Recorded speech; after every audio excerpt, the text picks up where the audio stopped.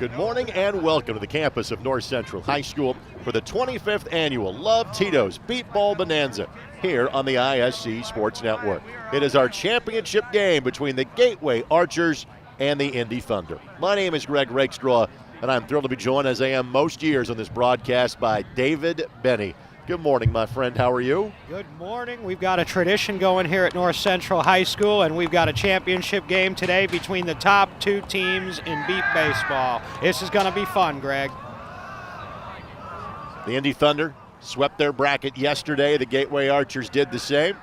Aaron C. and Jared Manning having a little pregame chat for the Indy Thunder. For those that maybe are catching this sport for the first time, Dave, the Indy Thunder had one dynasty going, and they seem to might be working on a second one, partner. Yeah, they won 5 straight from 2016 to 2021, rebuilt in 2022, came back, finished third in 2023 and in 2024, and won the World Series last year with an undefeated 26-0 record. In fact, the Thunder are riding a 29-game winning streak dating back to 2024. Their last loss was to these Gateway Archers. It ended the Thunder's World Series run in St. Louis in 2024.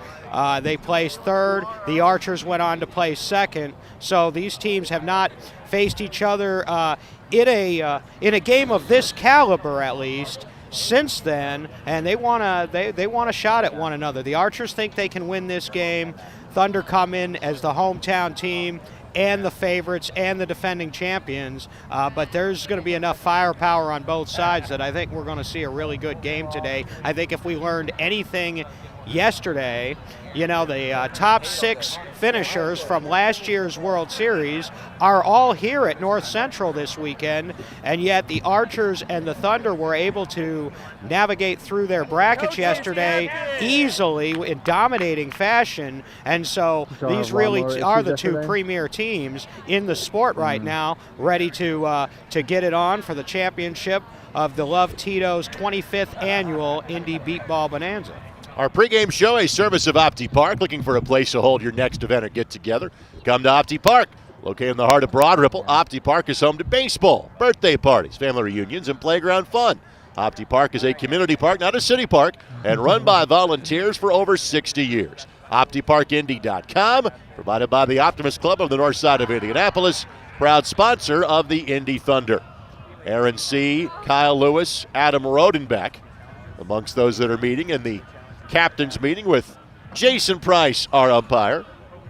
Mark Morris representing the Gateway Archers. And Coach Orlando Gonzalez as well. We can listen in. Here we have put on a good show for them. All right, Archers, we'll call it. They have come the farthest. Before we flip, do you guys have any questions for me? I think this was our tournament, so I think he's closer than we are, actually. All right. All right, no questions. All right, I'll be at the plate. We have Jaden will be out in the field, so we do have somebody on the 174. All right, who's calling it? Mark? All right, go ahead and call it now. It's heads. All right, Indy will be home. All right, are we waiving the blindfold? All right. As you can tell, everybody knows everybody. In fact, Dave, we literally have brother versus brother in this matchup today. We do. Eric Rodriguez, who has spent the last several years with the Indy Edge, won a couple of championships there, but of course was the cornerstone for the Thunder dynasty, their 5-peat, if you will. He is now a member of the Gateway Archers, reuniting with his former teammate Mark Morris. So there are a couple of Indianapolis natives that are playing for this Archers team, along with, of course, Nick Mulheron, who is not available today, but is expected to be a big part of the Archers team this season as well. So yes, everybody knows everybody, and whether they played together before, competed against each other before, nobody is a stranger to one another in this game. In fact, most of these players that you'll see on the field today on both sides are or have been all-stars in this sport. Team meeting for the Indy Thunder. Darnell Booker getting them fired up as he always does. Not as active from a coaching standpoint these days, Darnell.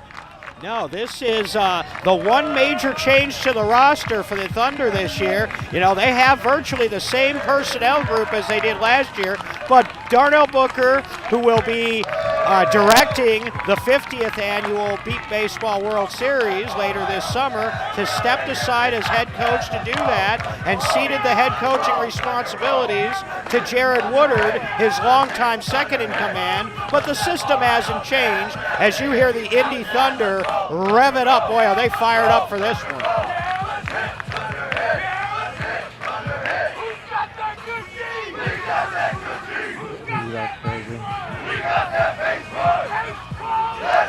Case closed, says Booker and the Thunder.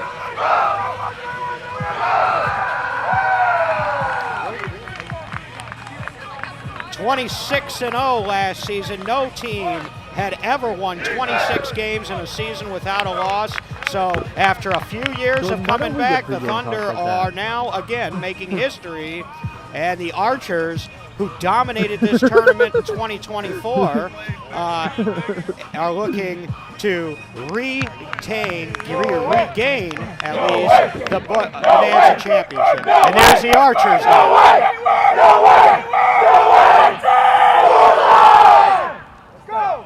Batting lineup for the Gateway Archers. Mark Morris will lead things off, followed by Eric Rodriguez. Zion Prince will bat third. Demetrius Morrow bats fourth. Nathan Lawson will bat fifth. And Richie Kressel will bat sixth. Adam Rodenbeck will play in the field for the Indy Thunder. We'll get to the Thunder batting lineup. And you're allowed to bat six. You have a defensive specialist in there as well.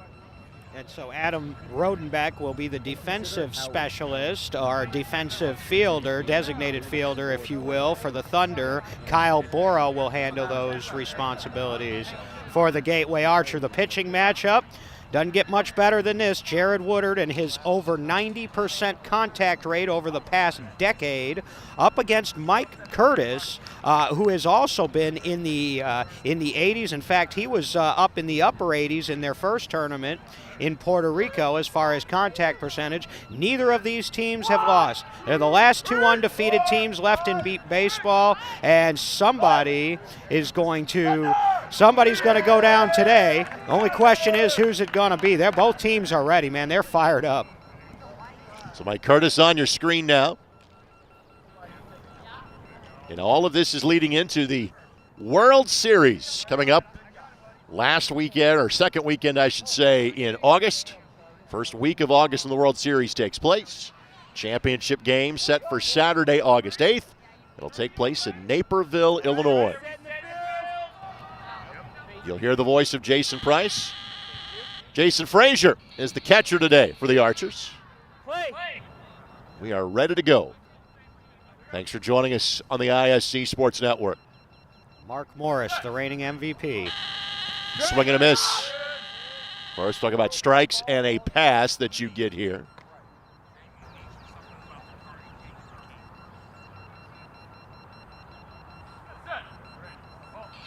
Swing and a miss.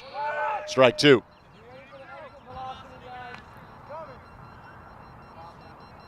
Morris considered by most to be the best player all around in the league today. Swing and a miss. Got 3 strikes. Mark, of course, came up with the Indy Thunder, played his first 3 seasons with the Thunder before moving on to the Indy Edge and then the Gateway Archers. So why did that happen? Foul ball.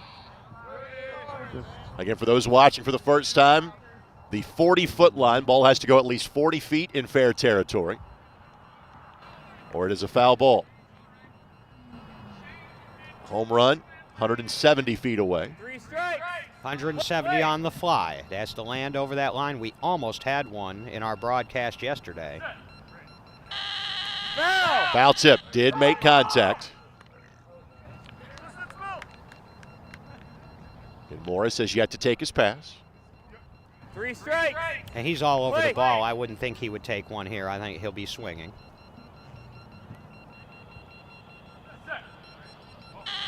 Swing and a miss. That's a tough start for the Archers. You don't want to strike out your leadoff hitter and your fastest base runner. And so now Eric Rodriguez will try to pick him up. Contact is going to be the key here for the Archers. I mean, you know the Thunder are going to put it in play. Thunder had 20 hitters come to the plate in their 2-inning, 12-run win yesterday over Boston, and they had 20 for 20 contact as we had it. And so the Archers have to put it in play. You can't score unless you put the ball in play in beat baseball. Eric Rodriguez at the plate. First pitch swinging ground ball, and because of the, well, pretty awesome weather we've had here in the spring in Indianapolis. Fields are a lush green, so there's going to be some balls that die in the grass today.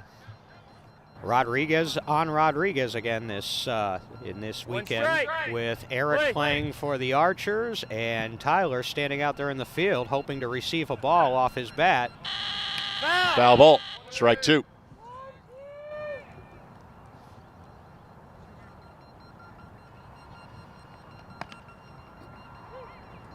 Strike. Play.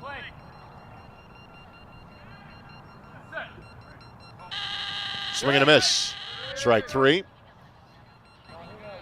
Mike Curtis still trying to find his groove here with his first 2 hitters.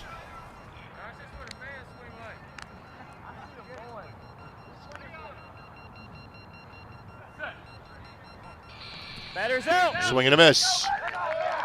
Back-to-back strikeouts are 2 of the best in the world, and you know, sometimes you can come out really amped up and maybe even a 2 amped up. I think that the Archers just need to relax a little bit here and let Mike Curtis find their bats and not overswing and get into the flow of this game, because the Thunder are the home team, and so they have the last at bats.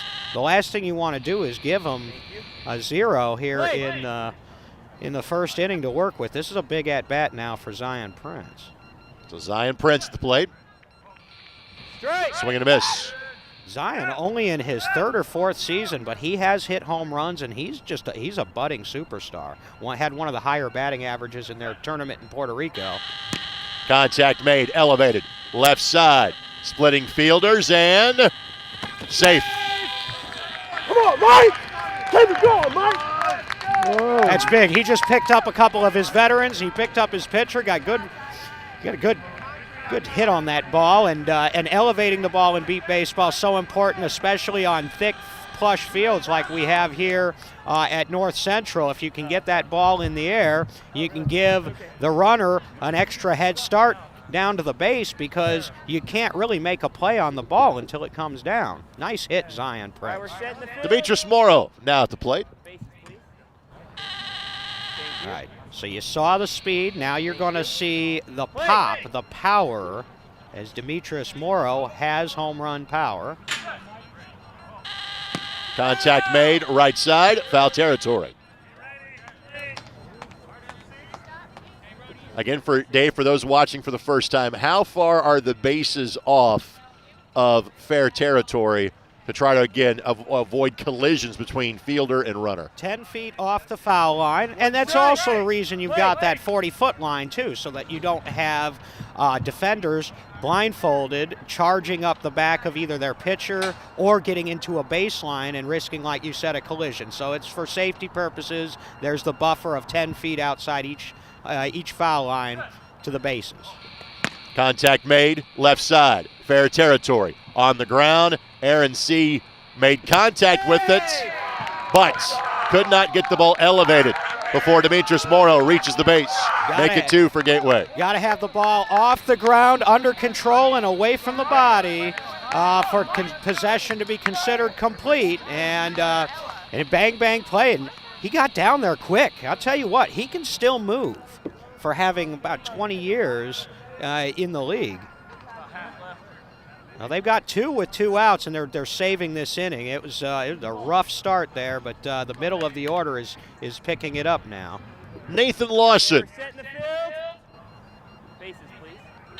Again, you'll hear the base check that happens, and we alternate. But bases are assigned randomly, so there's not a pattern that is developed for players. Contact made, but fouled back into the mitt. And we're not playing banana ball rules. That's not an out. That's just a foul ball.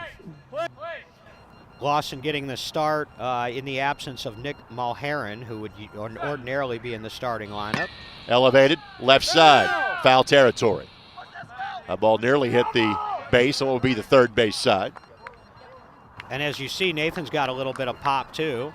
He's been playing about 4 years or so. He's one of the original Archer sort of local recruits. The Archers are sort of a mix of local homegrown talent like Lawson and Prince and Kyle Bora, and then a few that have come over from the Indy programs with Morris and Rodriguez, etc. So 2 strikes. We've not had a player take a pass yet. Swing and a miss over top of that one. 3 strikes. And the Archers don't tend to take a lot of passes. There may be a situation where Mike Curtis might tell them to. Swing and a miss. That is the end of the inning. It's a 2-run score. But again, we expect this one to be a high-level offensive game. So with that, let's thank some sponsors that make this happen. First of all, thanks to our friends at Comfort Care Home Care, located in South Indianapolis. They want you to know that their focus is to help clients live their best life possible. They're a premier non-medical home care company committed to their clients with their fall risk dementia care, inclusive ally and veterans programs. Comfort Care South Indy office won the Franchise Office of the Year back in 2023, and they're a proud supporter of Team Indy Thunder. Also, make sure we thank our friends at Simplified Insurance Solutions, health insurance experts offering Medicare supplements, Medicare Advantage plans, prescription drug plans, dental, vision, and hearing coverage. Located in Lawrence, call Latrice Jeter at 888-340-7633.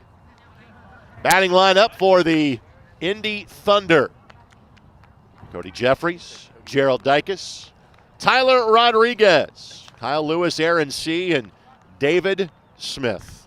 Cody's a guy that, Dave, we've talked about for a long time, and he's a very talented young player. He is, and that's why he's at the top of a very talented Thunder lineup. This is the same lineup that the Thunder started the game with against Boston yesterday. Of course, they got a lot of players into that game.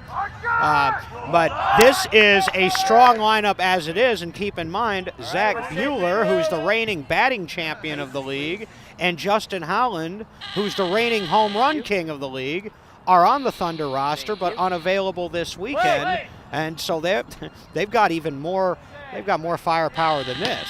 Jeffries elevates it in fair territory, straight away, and he's safe.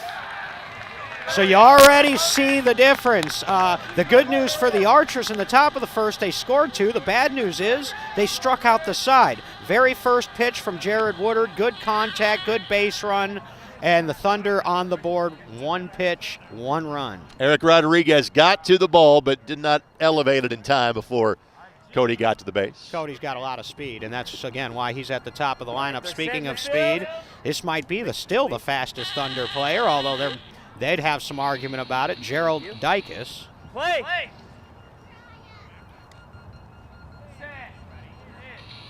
Swing and a miss. Gerald has been a part of all 6 championship teams for the Indy Thunder. His rookie season was the Thunder's first championship season in 2016. Swing and a miss.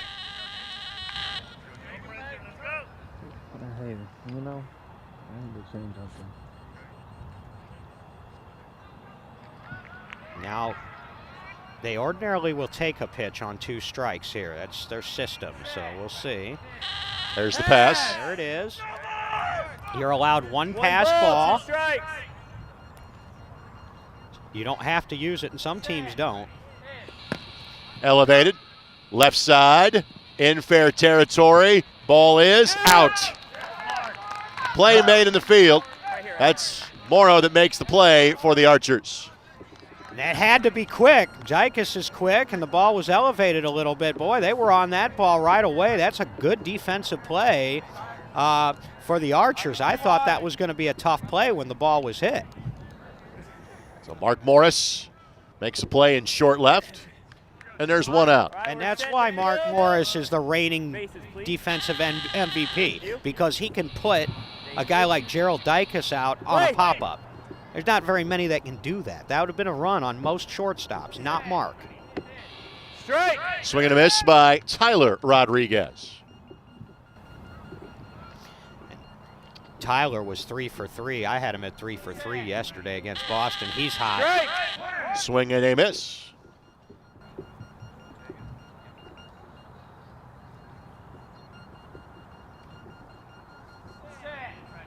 Here's the take. Pass. 1 ball, 2 strikes. And you see the tap of the left hip when the ball goes by from a timing mechanism. Foul. Foul ball.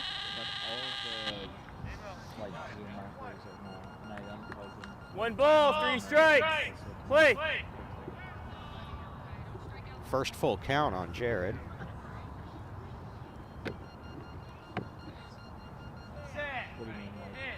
Swing and a miss.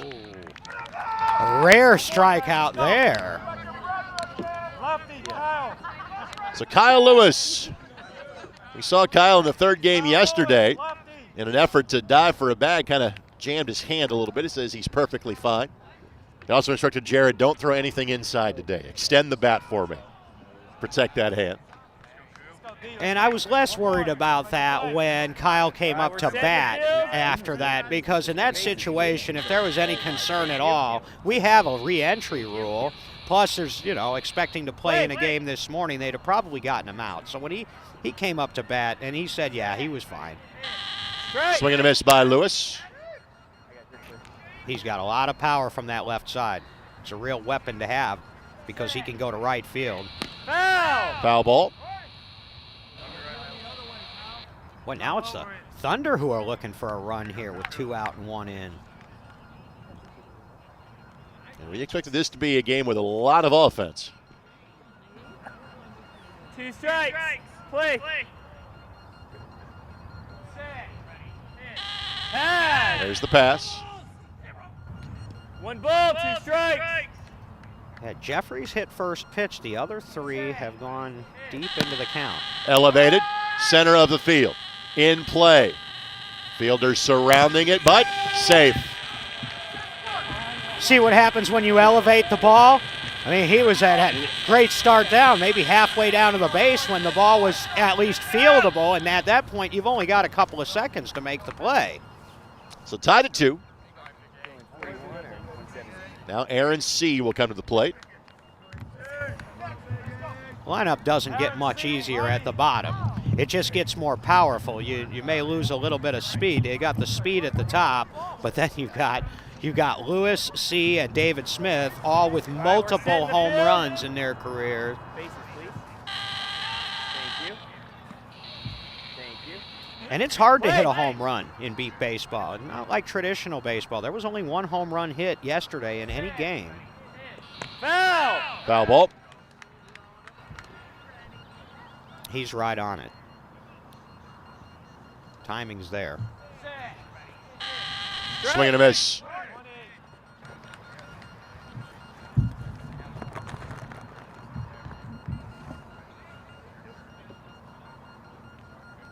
Here comes the take. Pass. Aaron C. started with the Crosstown team, the Indy Edge. Won a couple titles there before coming over to the Thunder. Foul ball. 1 ball, 3 strikes. Hold on a second. The Thunder have won 7 of the last 9 Indy Beat Ball Bonanzas, with the exception of these Archers in 2024 and the Indy Edge in 2022. 3 strikes. Play. Ground ball, left side. Fair territory. C hustling for the bag and won't get there in time. Morris makes both plays in the field. Both teams send 5 to the plate and score twice in the first inning. We're back in just a moment. You're watching the Love Tito's Beat Ball Bonanza 25th Anniversary Edition on the ISC Sports Network. Bosma Enterprises gives Hoosiers with vision loss the tools and training they need to travel around their homes and towns. To give help or get help, visit bosma.org. Bosma Enterprises, visionary solutions for the blind and visually impaired. Bosma Enterprises gives Hoosiers with vision loss the tools and training they need to keep living at home. To give help or get help, visit bosma.org. Bosma Enterprises, visionary solutions for the blind and visually impaired. Our presenting sponsor for our action all weekend long, Tito's Handmade Vodka. Love Tito's program has a goal of turning spirits into love and goodness, and does so by joining forces with nonprofits to host events, participate in service projects, and give back to their communities in meaningful ways. Tito paved the way in his early days by donating his vodka to local nonprofit events. Now Tito's continues to empower employees, customers, and fans to make the world a better place through love at Tito's. Thank you, Tito's, for your support. And we couldn't do this without our sponsors, and we owe a debt of gratitude not just to the sponsors of this broadcast, but to the sponsors of Beat Baseball in general. This is a sport based on non-for-profit and volunteer work and donors, and we really appreciate all of you as we start the top of the second, Greg. So Richie Kressel, his first plate appearance. Both teams have one batter that is yet to take a swing today. Richie does play in the field for the Archers. Ground ball, right side. Fair territory. Base to the left. Rice for the ball and safe. Rodriguez just couldn't find the baseball, or the beat ball rather. It's 3-2 Gateway. That ball's got to be handled. That ball's got to be picked up. That's a ball on the ground. Krussel's not slow by any means, but he's not one of their fastest base runners, and he's at the bottom of the lineup and starts the inning off with a ground ball run. And T.Y. had to come a long way, but that's a play T.Y. will tell you that T.Y. will make. Bases, please. So Mark Morris struck out his first time up. Thank you. Yeah, he redeemed himself with a couple of putouts in that inning to keep the score tied here. Swing and a miss.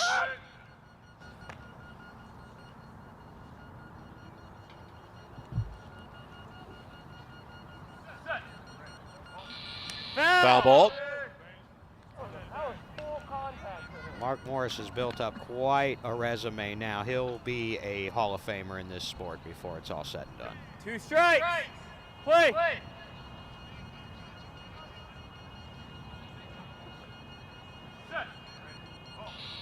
Strike. Swing and a miss. But he has not found Mike Curtis yet, and I'm not used to seeing these two struggle a little bit for contact. Elevated, right side, in play. Actually hits Tyler Rodriguez and safe. Let's go! Wow! That ball hit Rodriguez in the chest. High-level beat baseball here. He's in the right position. Morris is so quick, though, that, it's hard to carry him unless you catch that ball. That would have been amazing. And Tyler's had some one-hoppers in his career. So, wow. And Morris, he didn't miss Mike Curtis that time. Wow. First two in for the Archers. It just couldn't, once that ball caromed away from him with Morris's speed, just couldn't elevate the ball off the field in time. Yeah, sometimes you'll get lucky. I've had that happen to me before, and the ball will hit you, and it'll die in the grass, and you can pick it up. Sometimes it'll hit you, and it'll bounce, yards away, and there's nothing you can do about it. Here's Eric Rodriguez.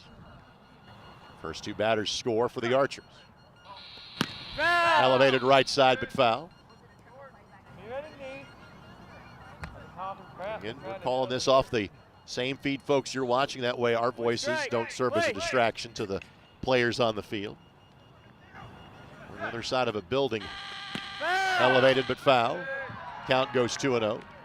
Yeah, COVID-19 modifications made this all possible. I don't remember the days of working off of a monitor until the pandemic, and we had to make some adjustments. It works perfectly for beat baseball because we're not distracting. They're all playing by sound, literally playing by ear. Elevated, right side, foul ball. And obviously that ball is called foul as a service to the fielders and the batter immediately. So all activity stops. Right, that way they're not wasting energy and all that. And if it's obviously foul, now we did see a couple yesterday where the umpire waited to call it foul until, frankly, there was one when the runner had already hit the base. 3 strikes. But if it's foul, it's foul. Elevated, in play, left side. That's a tough play. Rodriguez flying down the line, he's safe. Aaron C., the fielder closest to it.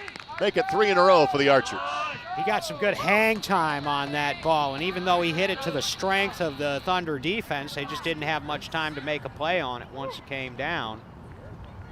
A good inning in progress here for the Archers, 3 in a row to start. I think we kind of thought that this might be a race to 20 today, correct? We thought that, and then they each scored 2 runs in the first inning, and I was sort of maybe second guessing myself a little bit here, but I still think we're going to be in the double digits before it's over. Because there's some balls that are going to get hit like that one that are just barely fieldable. Oh, so in that game, you know, Zion Prince. play from the game? One of the 2 runners that scored last inning. Top 10 play. Foul ball. Who's on the Chicago team was the one who made the top 10 play. Yeah, the Archers are getting good balance here. 5 of their 6 have already scored. On the other hand, actually accidentally swapped with him, so it should have been. You gotta wait for that noise to stop. Yeah, but pretty well. One of the bases is, there we go. It was Yeah, 2 days ago. Yeah. Those bases are operated manually from behind home plate. Foul ball.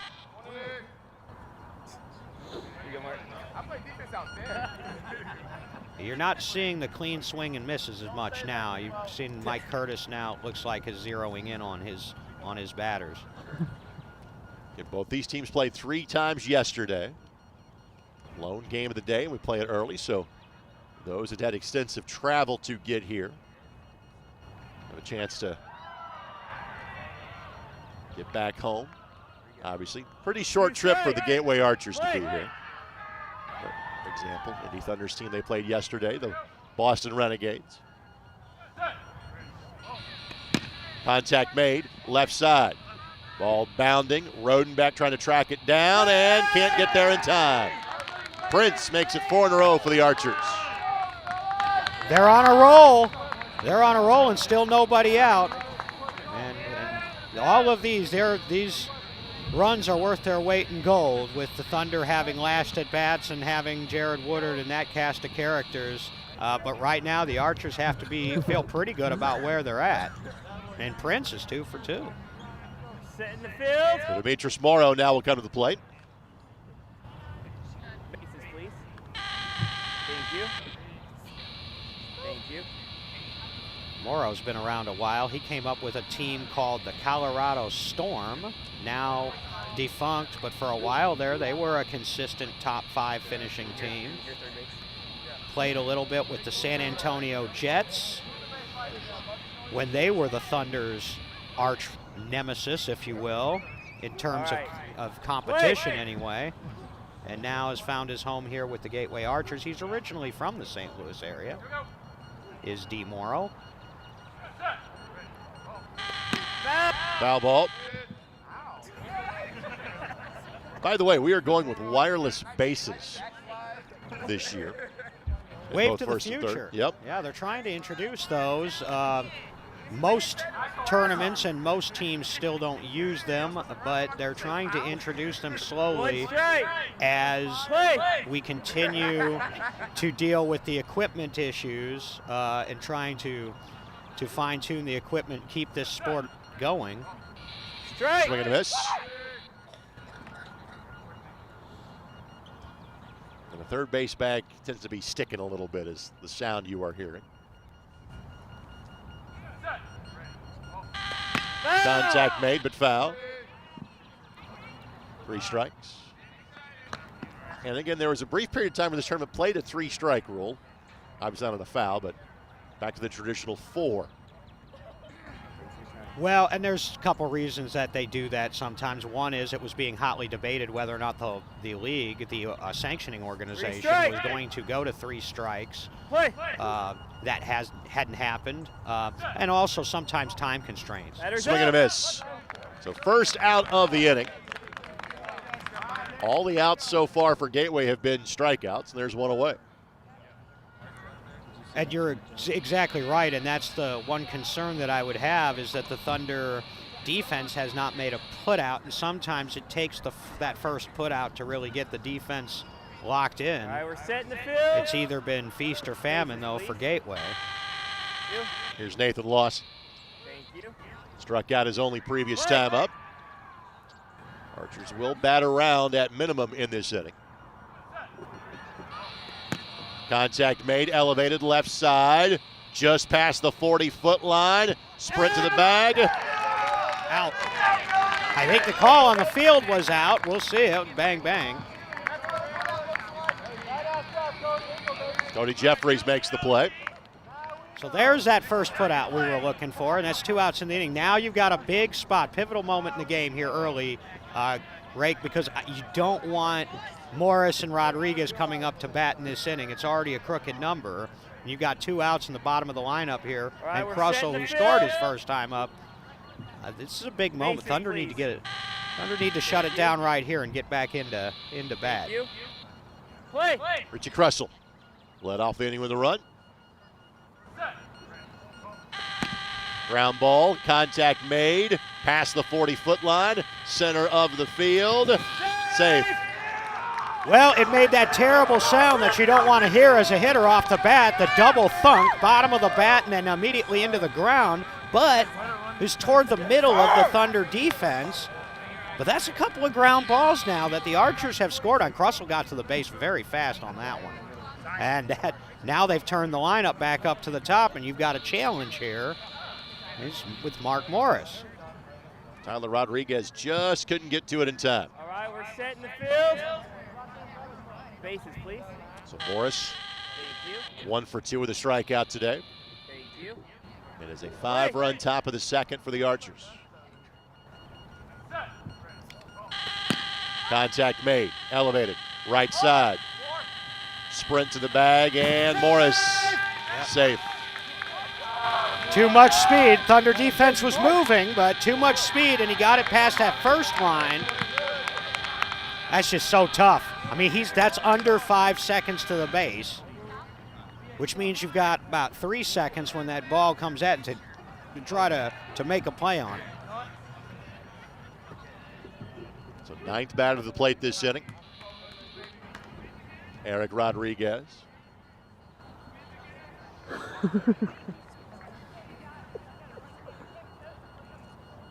All right, we're set in the field. Bases, please. Thank you. Thank you. Play.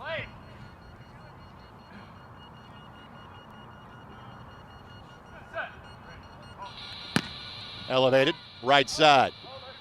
Oh, tough play. Oppo. And safe. That is vintage Eric Rodriguez. He went opposite field with power and a little bit of air. They're going right side here in this inning. Not always, but pretty frequently, and I don't know if that is intentional or if they're just swinging a little bit late, but it's working. Boy, light it up. This has been a huge inning for the Archers. Here's Zion Prince. All right, we're set in the field. Scored his last time up. In fact, he scored both times up. Only player that has done that today. Play. I have Krusell with 2 runs. You are correct. Prince swings and misses.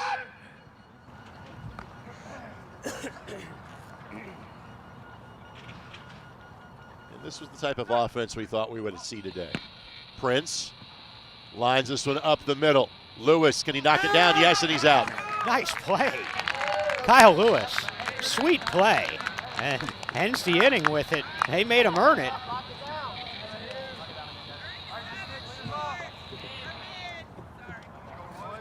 7 score in the inning. 10 come around to bat and make it 9-2 for Gateway. Going to the bottom half of the second inning. I want to thank our friends at Bright Ideas, your logo on everything under the sun. Now the new location at 9855 Cross Point Boulevard, Suite 116 in Indianapolis. Thanks as well to EverythingBroadRipple.com, a proud sponsor of the Indy Thunder. EverythingBroadRipple.com is your one-stop site for the Broad Ripple Gazette, random ripplings, local news, calendar listings, maps, and local business directories, as well as all of our Broad Ripple history, stories, and photos. Batters 6, 1, and 2 coming up this time through. So we'll see David Smith for the first time, and David has quite the story to tell. Well, we got into it a little bit yesterday. David Smith, I played with David Smith his first few years in the league, and my last few as a player with the San Antonio Jets. He is a San Antonio native. So David Smith, one of the best players in the league. He wins the batting title in 2023 in Norman, Oklahoma, hits 800 or thereabouts at the World Series.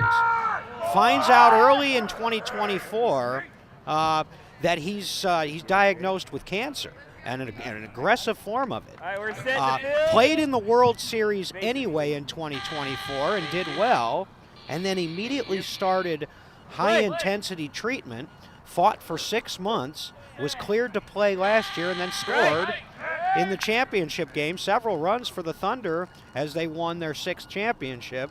David Smith has found a home with these Indy Thunder, and it was great to see him win his ring for obvious reasons, but also 4 straight second-place finishes for D. Smith with the Jets to Indy teams before he finally won one.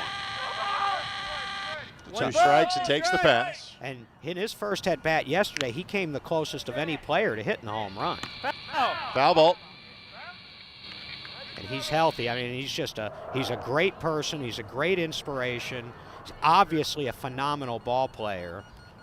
And he has helped the league at the administrative level as well. He helped orchestrate the first All-Star games. Elevated, right side, foul ball. And he's battling hard here to get the Thunder on the board here in the bottom of the second. The Archers have sort of laid down the gauntlet here.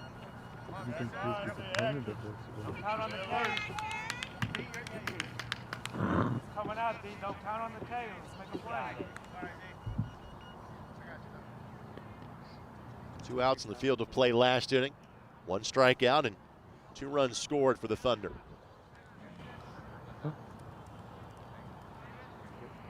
One ball, 3 strikes. Play.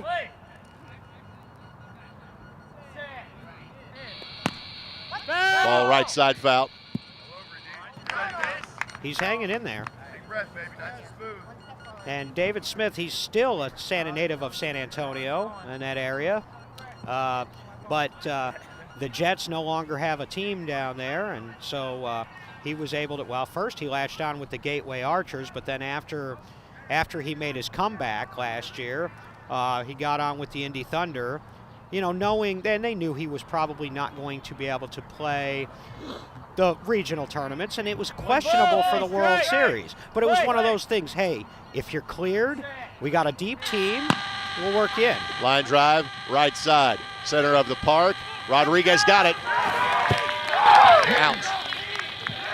Eric was all over it. And he's still one of the best. You might say that Erod has not put up Erod-type numbers over the last couple of years, but he's still as good as it gets. 1 big out. Cody Jeffries will come back to the plate. And I believe we first saw Cody playing for the Atlanta team here in this tournament. Is that correct? Him and Justin Howland both, who's not here this weekend, but who's a big part of what the Thunder do. They both came up with a team called the Atlanta Chaos. Right, we're set. Played there for a couple of years before moving on to the upper echelon of the league. Jeffrey scored his previous plate appearance. Ground ball, left side. Morris tracking it, and got there. He's got some kind of range, doesn't he? Goodness gracious. Close play. That's speed on speed, too. The first 2 batters retired. Gerald Dyke is up next. All right, we're set in the field. Bases, please. Thank you. He went to Mark Morris last time in the air, and Mark got him. Swing and a miss. They're elevating, but they need to get a little bit more depth on their balls. Try to take Eric and Mark out of the equation a little bit. Not that the others can't make plays. Strike. 2 strikes. They certainly can, but if you can avoid hitting balls in the area of Eric Rodriguez and Mark Morris, you've done well. Pass. There's the take. 1 ball, 2 strikes.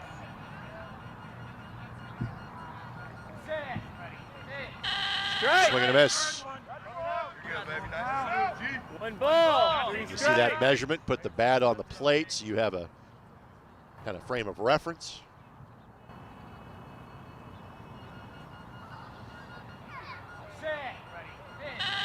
Ground ball. It will just cross the 40-foot line, and with that, safe. Well, the race was on, and, you know, that's almost what I would call as close to a bunt as you're going to get in beat ball. It's a swinging bunt, of course, but he dropped it in, was able to beat it out. That's not a Gerald Dykes type of hit, but the Thunder will take it. They'll take anything at that point. That was Dave. That was in fair play by about 6 inches. Sometimes it's not how hard you hit it; it's where you hit it. Set in the field. So both teams have scored in each inning. But again, the Thunder playing catch up here. Thank you. Tyler Rodriguez struck out his last time up.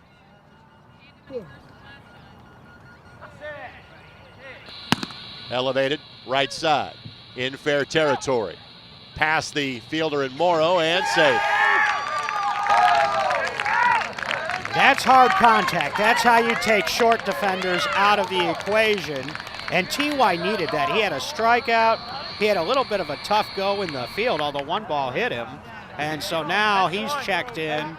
2 on the board. So now you've got a 2-out rally going here for the Thunder.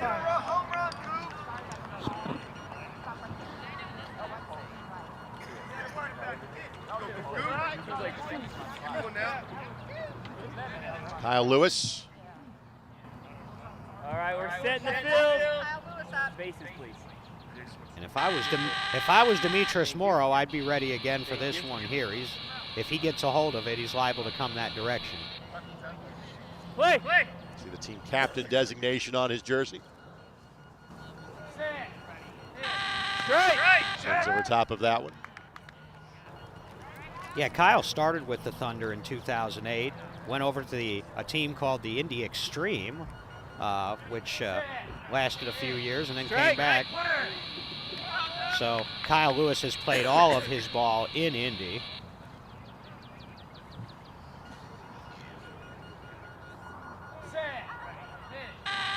Take. 1 ball, 2 strikes. And he's got good leadership. And you know, Kyle and Adam Rodenbeck specifically been around a while. Foul ball. Hop straight up.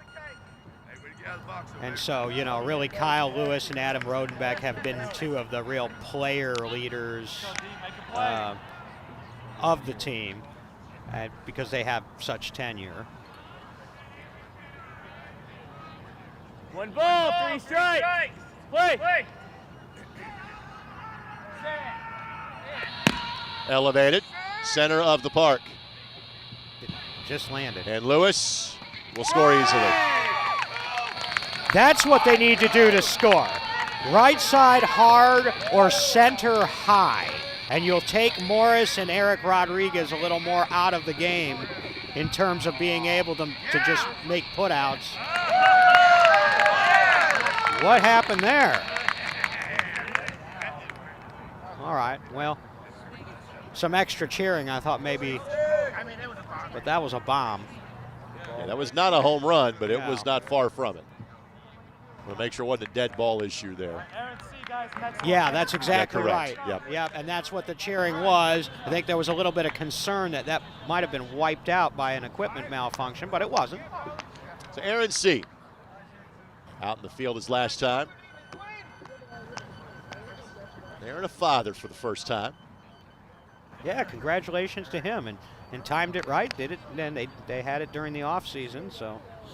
Spoken like a true sports fan right there. Well, and Tyler Rodriguez too. Yep. He's a new father, and it both was within a couple we're of months of setting one the field. another, and fortunately, Faces, please. so far they haven't been able to miss a beat in terms of Thank you. of competition. Play. Foul. Foul ball.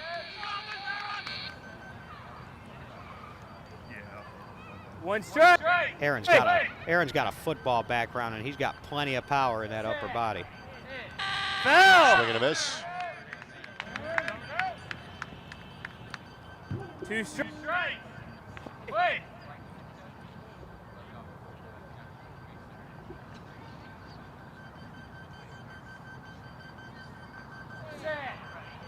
Here's the take. Pass.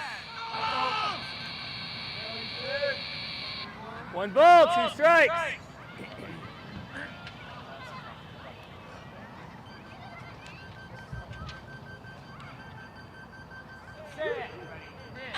Foul. Out straight back.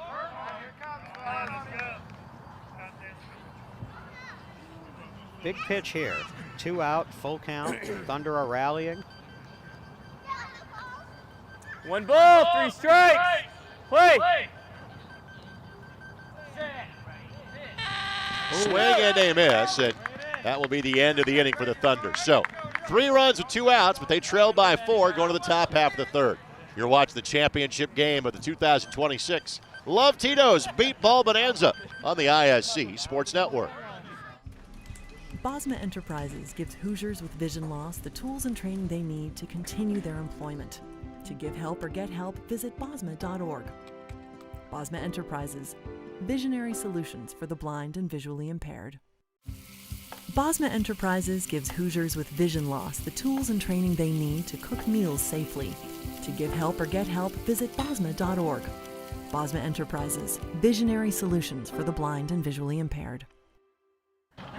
Want to thank our friends at the Shop Indy, located in the heart of Broad Ripple, Carmel, and always online at theshopindy.com. They have long been a merchandise partner of the Indy Thunder, and frankly, anything Indianapolis sports, anything Indianapolis pop culture, you find it at theshopindy.com.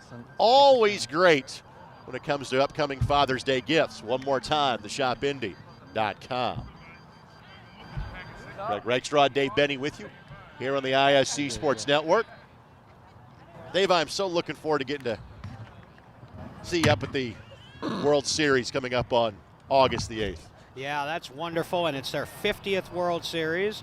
The National Beat Baseball Association, or NBBA, is the sanctioning body of Beat Baseball and the governing body of the annual World Series of Beat Baseball. This year it's going to be in DuPage County, Illinois, the Naperville, Aurora area. Thank you. And it is, they're going to be their 50th anniversary celebration. They have hosted a World Series without fail every year since 1976. Morrow, first pitch swinging, elevates it just shy of the 40-foot line. They've hosted it every year since 1976 with the exception of 2020 on account of COVID-19. We had an unofficial World Series that year. 8 teams came here to Indianapolis later in August once things started opening back up. The Thunder won that.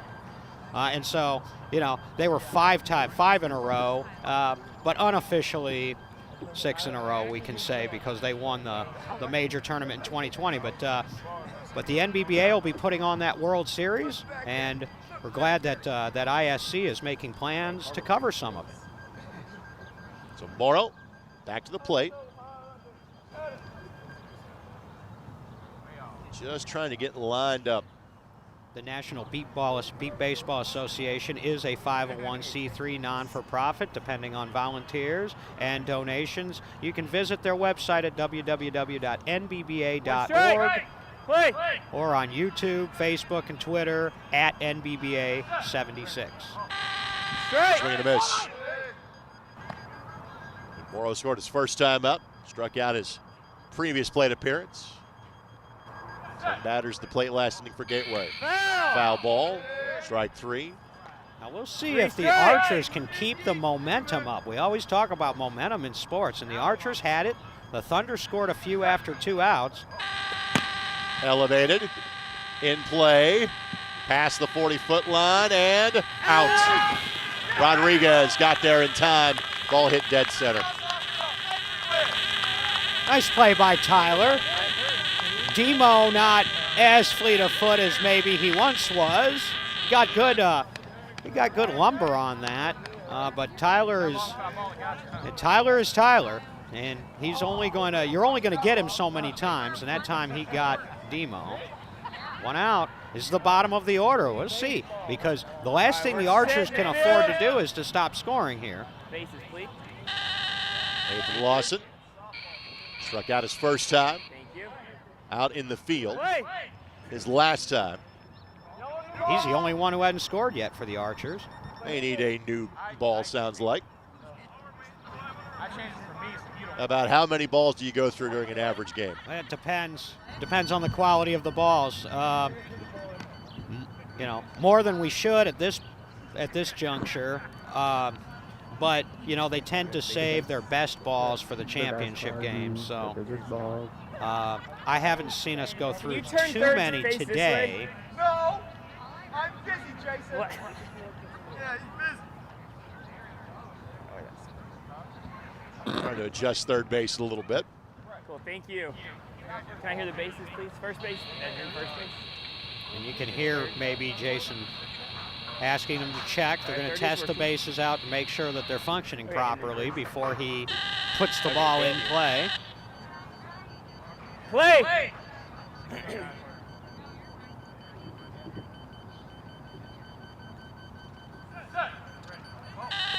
Contact made, center of the park.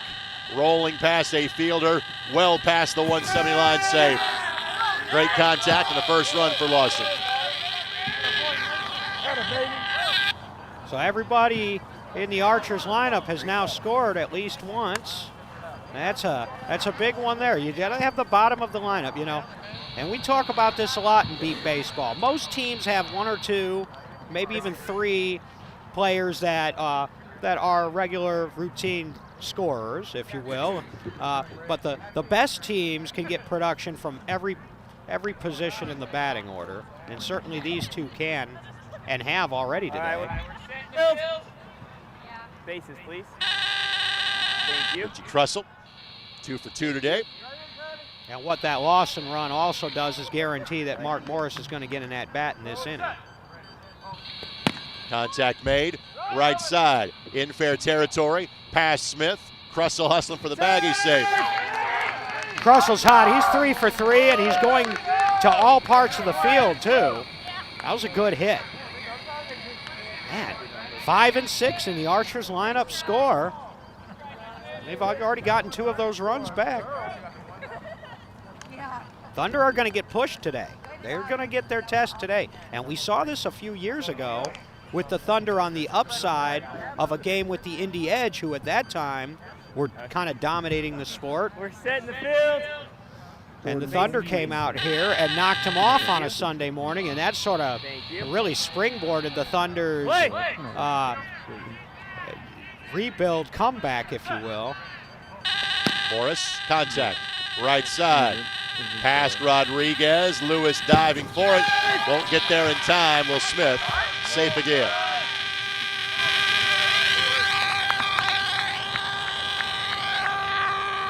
And you could hear Mark Morris hit that base. He didn't save any extra there. And Mark kind enough to put the base back in its proper position once he's done.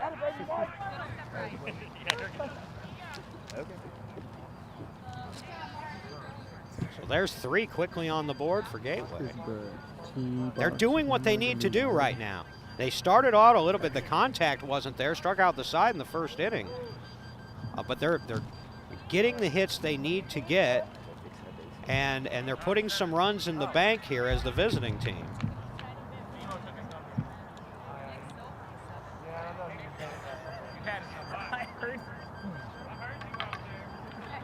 The Thunder really only had one close game all of last season, and that was in the World Series against when they played the Indy Edge in double elimination in the winner's bracket and won on a Dicus walk-off 30-29. All right, here we go. We're setting the field. Bases, please. Thank you.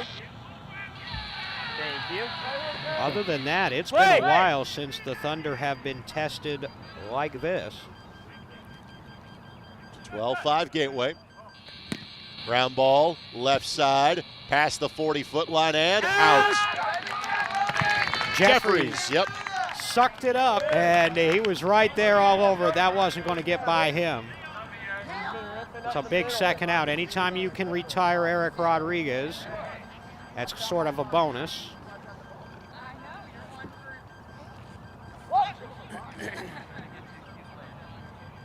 Now they've got to contend with Zion Prince, who's also hot.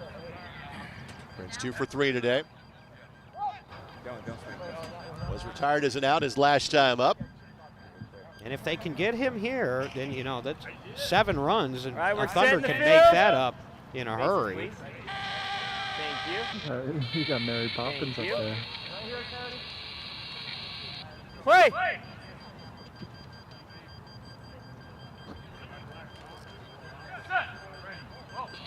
Strike! Swing and a miss.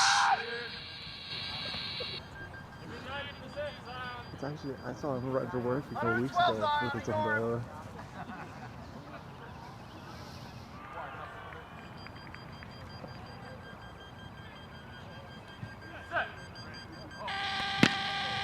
Lined, left side, fair territory, and that one well past 170-foot line on the bounce, and an easy run for Zion Prince.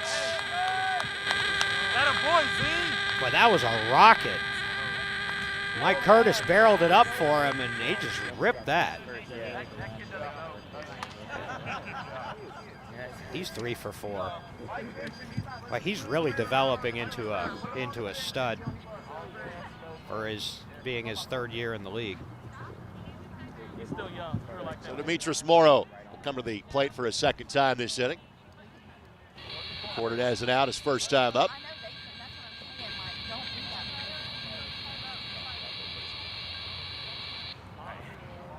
All right, we're setting the field. Bases, please. Thank you. Thank you. These players put in a lot of work during the season and the offseason on both sides, and it shows. They're very organized teams, very motivated. You got Jason Frazier guiding the ship on one side with Orlando Gonzalez, and you got Booker on the other side with Jared and all that. They're very, very well coached. And I think this is a good preview for what you're going to see in August, because right now the rest of the league is playing catch-up. And these are clearly the two top teams. Now the Edge at full strength can challenge. Swing and a miss. What does the schedule look like between now and the World Series in August? Next weekend, the Gateway Archers and Chicago Comets will play a doubleheader up at the site of the World Series this year over in Aurora, Illinois. Contact made, left side, foul ball. Just pulled that foul. And then in 2 weeks, the second weekend of June, is the annual Bolingbrook Beat Baseball Bash. That's also up in the suburbs of Chicago, up in Bolingbrook, Illinois. They've been running that tournament about as long as this tournament has been going. That's an 8-teamer. Many of the teams here this weekend will be there. Then you've got the Beast of the East with the Boston Renegades and Philly Fire and Long Island Bombers and so forth. They'll be playing that later this month. And then you're pretty much on to the World Series after that. There's already been a few tournaments this year. A few teams, including the Archers, went out to Puerto Rico. Puerto Rico's trying to develop a beat baseball program, and I'm hearing talk that they may even have a team at this year's World Series, which would be great.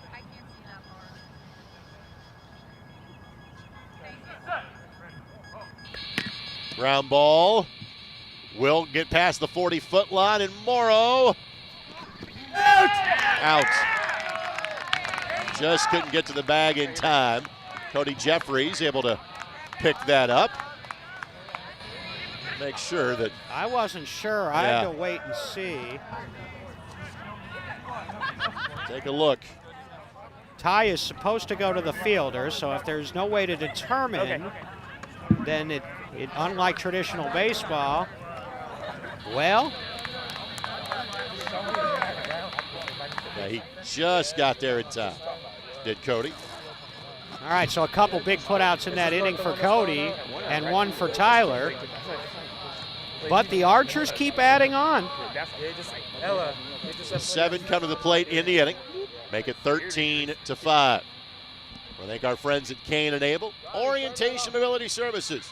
Take a person's arm and they will lead you around the block.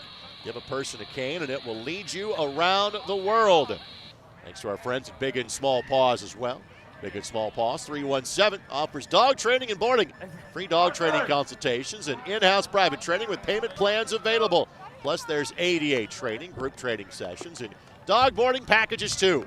Call 317-603-2292 for more information. And thanks to our friends at Comfort Care Home Care. I want you to know that their focus is to help clients live their best life possible. They're a premier non-medical home care company committed to their clients with their full risk dementia care, inclusive ally and veterans programs. Comfort Care South Indy office won the 2023 Franchise Office of the Year, and they're a proud supporter of Team Indy Thunder.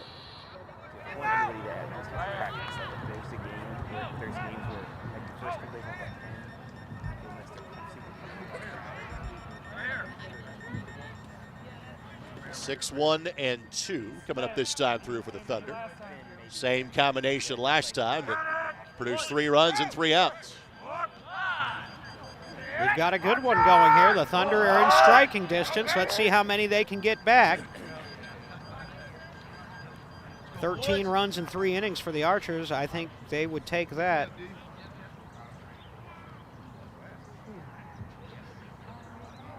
We're setting the field. Bases. Thank you. Thank you. Play.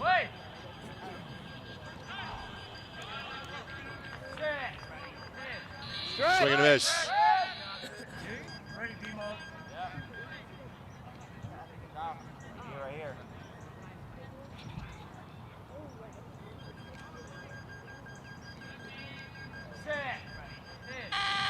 Swing and a miss. As we said, D. Smith played a year with the Archers. That was in 2024. And they placed runner-up. D. Smith was on the team, the last team to beat the Thunder. He played in that epic 22-21 game. I like that too. That the Archers won at the 2024 World Series on a Mark Morris walk-off. Elevated, center field, and past the fielder, safe.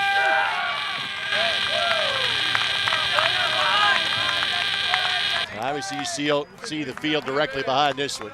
There are 4 fields that are in play, all being played simultaneously, so first, third, fifth, and 7th place games taking place this morning. We got placement games. Of course, this one's for the championship. You got a third, fourth place game between a couple of arch rivals from the East, the Boston Renegades and the Philly Fire. Indy Edge, a little short-handed this weekend, playing Oklahoma for 5th. And the Chicago Comets and Cleveland Scrappers, a couple of old foes who've been around the league a long time, are playing for 7th. Back to the top of the lineup, and Cody Jeffries. Retired as an out his last time up. Thank you. Thank you. Play. Contact made right side, foul ball.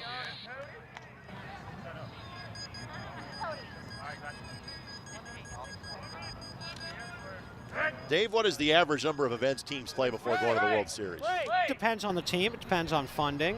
Some teams will play none, and they'll just play in the World Series. And some will play as many as 4 or 5. I mean, the Thunder played 8 games at the World Series last year of their 26, so they had 18 games under their belt before they even got to the World Series. And they played everywhere last year, from Vegas to Chicago and beyond. Thunder opening day in terms of competitive games was yesterday. They hadn't played in one. Usually they get started earlier. So it just depends. It depends on what tournaments are organized, where they're going on, availability of players, and mostly funding. The more funding you have, the more you can travel, and the more you can play. 3 strikes. Contact made, right side. Past Morrow, and Jeffries slides into the base safely. There's 2 in to start the inning. Here come the Thunder, and and when the Thunder offense gets going, look out. And they can score in a hurry. And unfortunately with these wireless bases, one of the things, because they have to keep testing these things, it's going to be a little bit more difficult for the Thunder to run that fast-paced offense that they like to. Once they start getting going and scoring runs, they will really speed things up. And what they'll try to do is, as soon as one gets to base, they'll have the on-deck hitter at the plate ready to go, so that as soon as Jared's got the ball in his hand and the umpire says, calls game on, he can pitch. And it's as close to a hurry-up offense as we're going to have. Problem is, they're having a little bit of trouble with these bases. Gerald Dicus, first pitch swinging, elevates it just shy of the 40-foot line and eventually into foul territory. Gerald 2 for 2 today. Last contact just past the 40-foot line.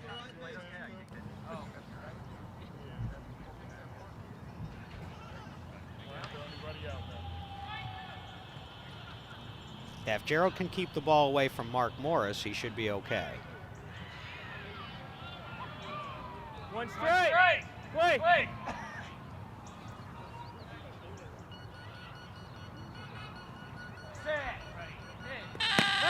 Elevated left side, but foul.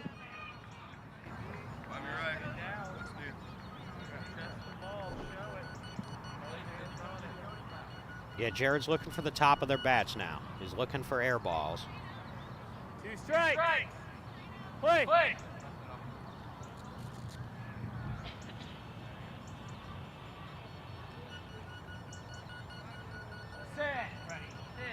There's the take. 1 ball, 2 strikes. Oh, sorry, hard, boys. Hard. Damn it.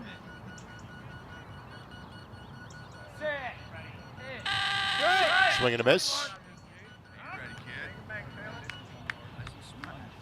1 ball, 2 strikes. Just 2 strikeouts so far for the Thunder. Which is a lot for them in the 3rd inning of this game. Line drive, left side. Fielder lining it up and out. Play made by Kressel in left field.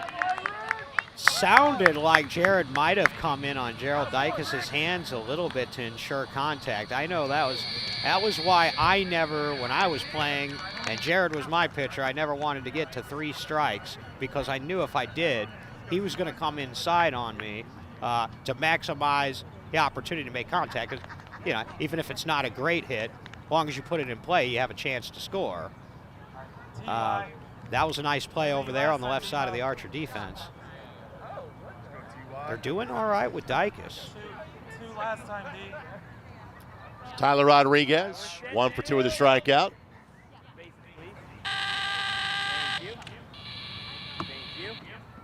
Wait.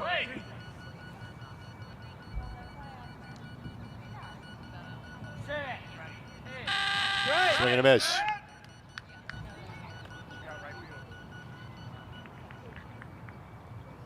Tyler is and has always been one of Jared's best contact hitters, so I don't expect another strikeout. There it is. Elevated, left side, in fair territory. Morris couldn't get there in time.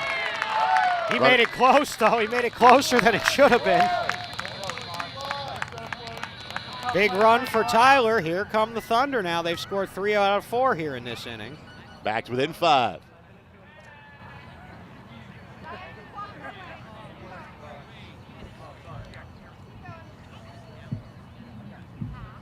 Morris just couldn't snag the ball in time. So here's Lewis.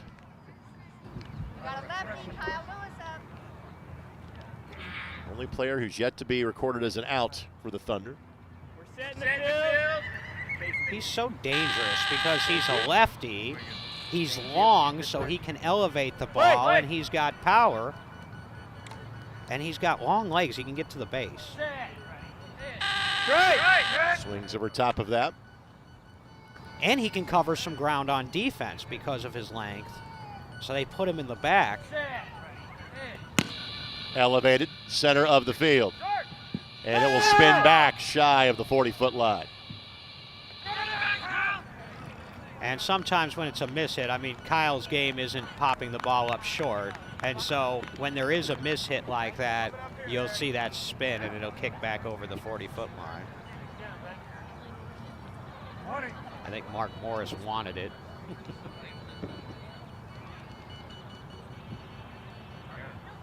Welcome back. Big breath, buddy.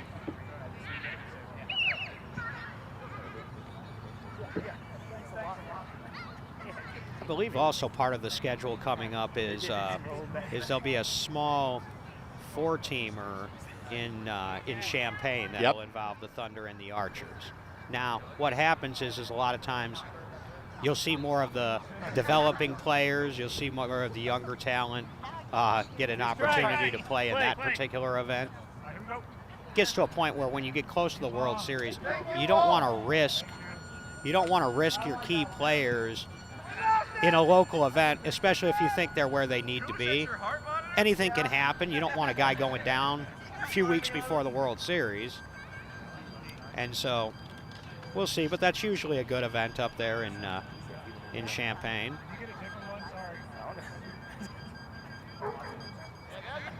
Changing balls here.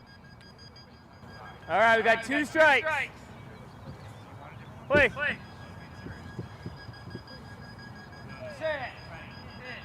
There's the pass. I'll tell you what. 1 ball, 2 strikes. I wouldn't want to use that ball. I can tell you just from the speed of the beep and the pitch of it. Ground ball. Foul.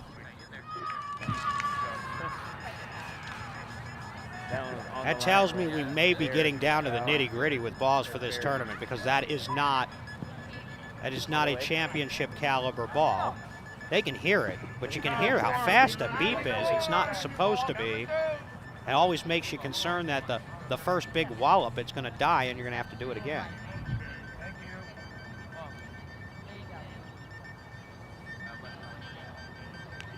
Oh, now they did get it. Now they got to. Did they change balls again, maybe? Correct. Yep. That's a better ball. So somebody must have been thinking what I was thinking here. 1 ball, 3 strikes. Play. Swing and a miss. Oh, maybe a little too quick there. And another strikeout for the Thunder. A little bit atypical. Dave, from an equipment cost standpoint, bases, ball, what are we looking at here? The balls are what now, $35 a piece, and they're not lasting as long as they used to, although there are prototype balls being tested as we enter this increasing age of new technology that hopefully can, if not reduce the cost, at least increase the longevity of the balls, and your bases are a few $100s for a set. Ground ball, left side. See, heading for the base, and out. Oh, that was a close one too, but that one I think he was on the other side of that, just got it up in time. Eric Rodriguez makes the play in the field for the Archers.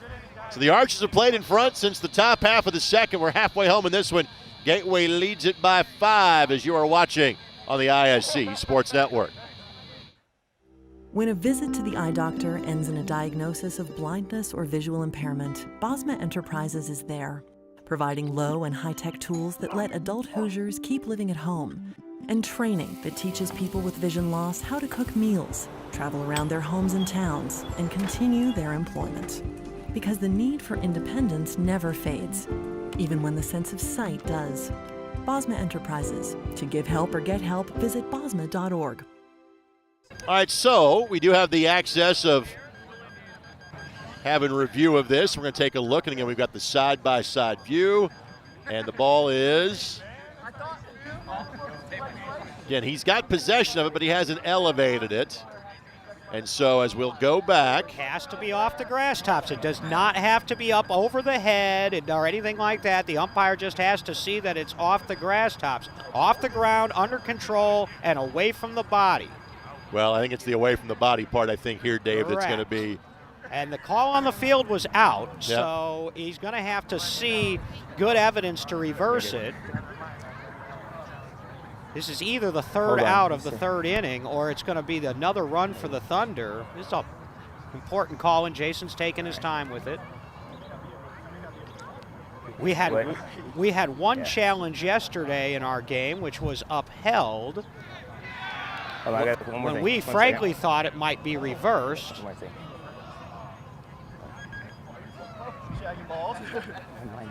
What's the call? Who was wrong? I called him safe, right? Yes. Yeah, the call on the. I'm sorry. The runner was he safe. He called him safe. The ball was still on his body. And there you go, Greg. There it is. The call is it was still on his body, so he didn't complete possession. And part of that was speed to the base by Aaron C. So the inning continues. I think we love the fact we have this technology we can share to make the call a proper one. It's innovative. We never had this in beat baseball before until the ISC Sports Network came along. I know the umpires really like it. I know the coaches really like it. And you see right there, the call, he reversed his call based on what he saw on the replay review, courtesy of ISC. How cool is that? Smith will come to bat for a second time this inning. This is the third trip through the Thunder lineup. First, we got to get 4 in for the Thunder. Now they matched their, but the Archers lead has been consistent. All right, Smith, guys, let's get one more. Yeah, we don't got hindsight money. That's fine. 2 in the first, 3 in the second, 4 in the third.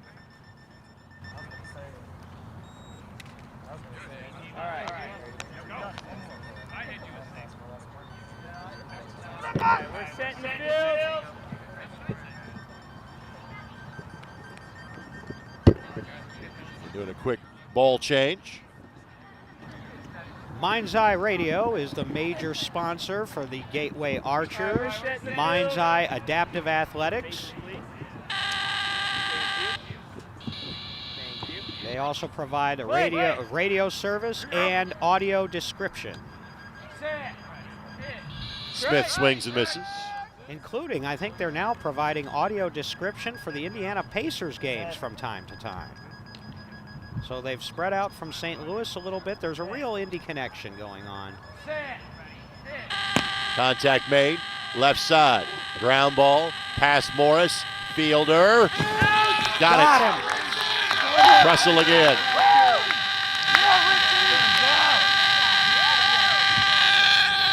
So now we get to the end of the third inning.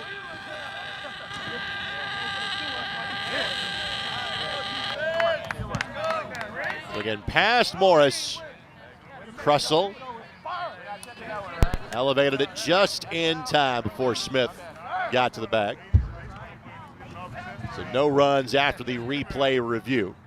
And it's a 4-run lead for the Archers going to the top of the fourth. Heading in today's coverage, done in part by the Shop Indy. Located right on Main Street in Broad Ripple. Location in Carmel as well. Always available online at theshopindy.com. If it happens in Indy sports, if it happens in Indiana pop culture. And sunglasses with the Indy 11 logo on them. The Shop, a partner of the Indy 11 as well. Log on to theshopindy.com for more information. Yeah, a lot of these sponsors have been with the Thunder for a lot of years, and we sure do appreciate it. See Panther Park, that is the baseball field next to us, and that will be in use tomorrow because the sectional championship will be played here. For those watching outside of Indiana, that is the first of 4 rounds of the IHSAA Baseball State Tournament. North Central will be playing Lawrence North for a sectional title tomorrow. North Central made the semi-state round of the tournament last year. Yeah, your semi-state is called our super section. Correct, yep. In Illinois, we go regionals, sectionals, super sectionals, and state.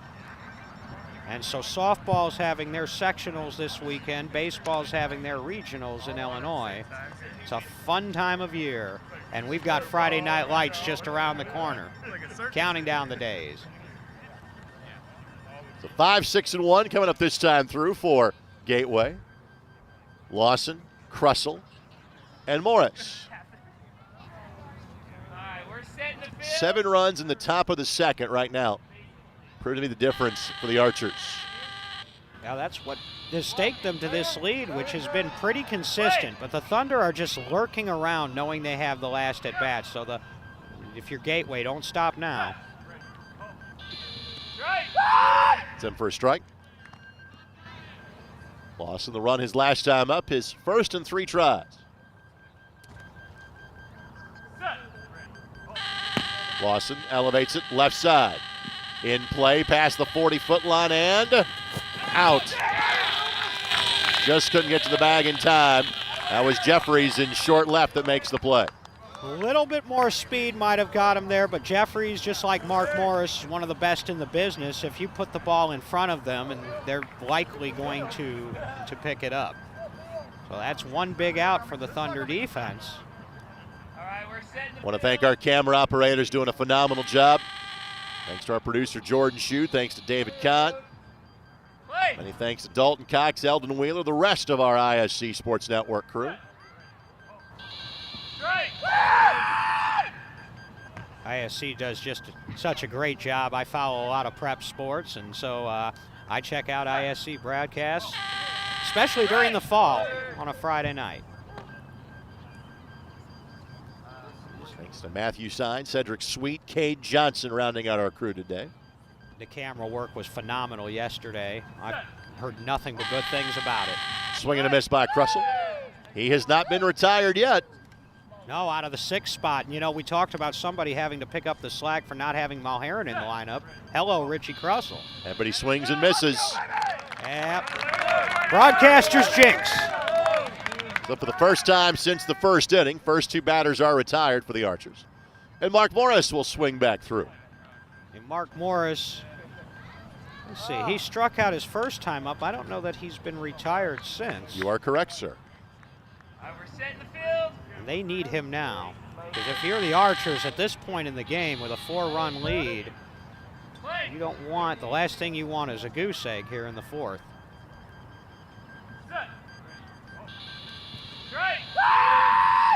That's what really hurt the Renegades yesterday. They got off to a decent start and then had nothing in the second, and the Thunder pulled away. Swing through that one. 2 strikes. 5 strikeouts in total today and 11 outs for the Archers. Ground ball, left side. It will not reach the 40-foot line.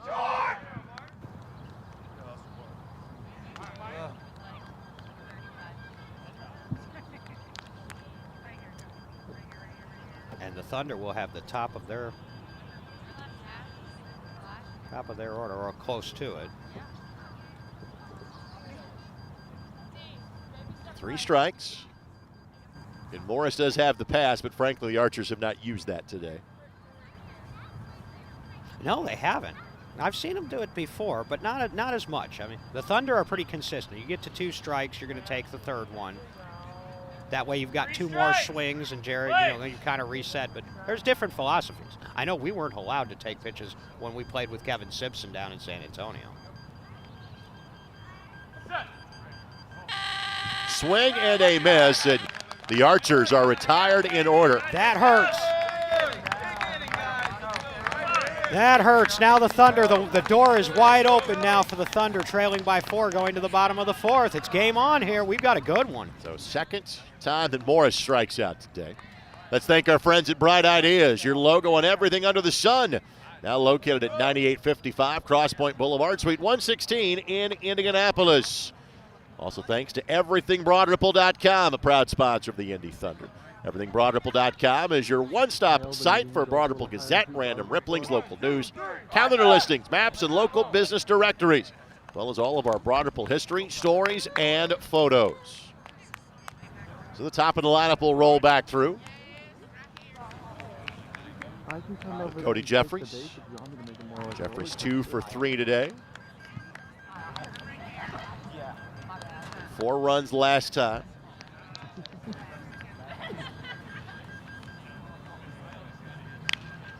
Well, now the Archers defense has to stand tall because they handed a 3-up, 3-down inning there to the Thunder. And there, that's the first team to be retired without scoring in an inning today. We'll see what the Thunder can do with it. I mean, we've seen what they've done in this situation before. You give them an inch, they'll take it a mile. But the Archers still in good shape here, up by 4 as we get toward the later stages of the game, right? All right, we're setting the field.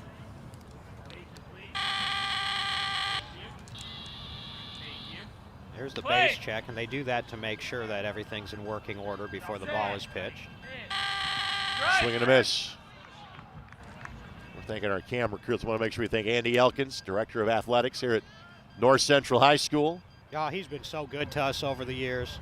This has become the home for this Bonanza. Ground ball, left side, knocked down and out. Morris had it covered. That's routine for Mark Morris.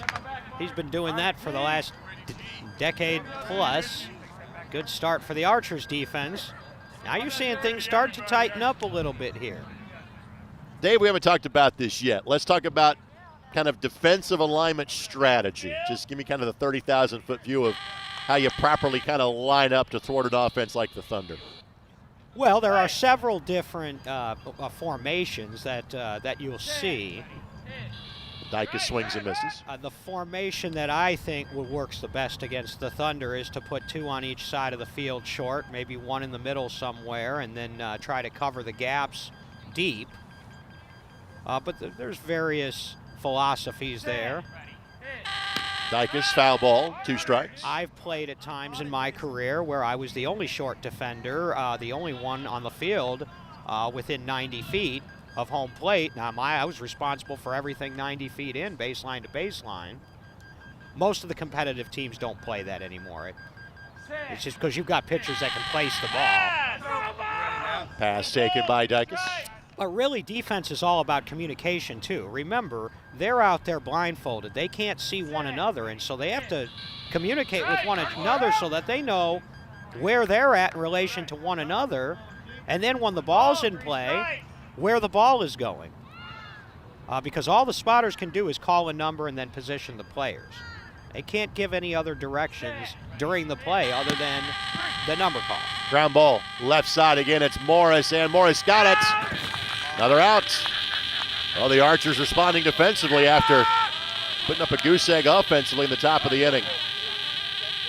Well, you don't want to be playing pepper with Mark Morris either if you're Jared in the Thunder offense, and that's 2 in a row they've hit to him. The first one was a little bit higher than this. This was on the ground. Wow, and now, after a 3-up, 3-down top of the 4th, for the Archers, now the Thunder need a run here with 2 outs, or we're going to be right where we were at going into this inning. First time in today's game that first 2 batters have been retired for the Indy Thunder. There's Tyler Rodriguez. Struck out his first appearance, scored his last 2. Swings and misses there.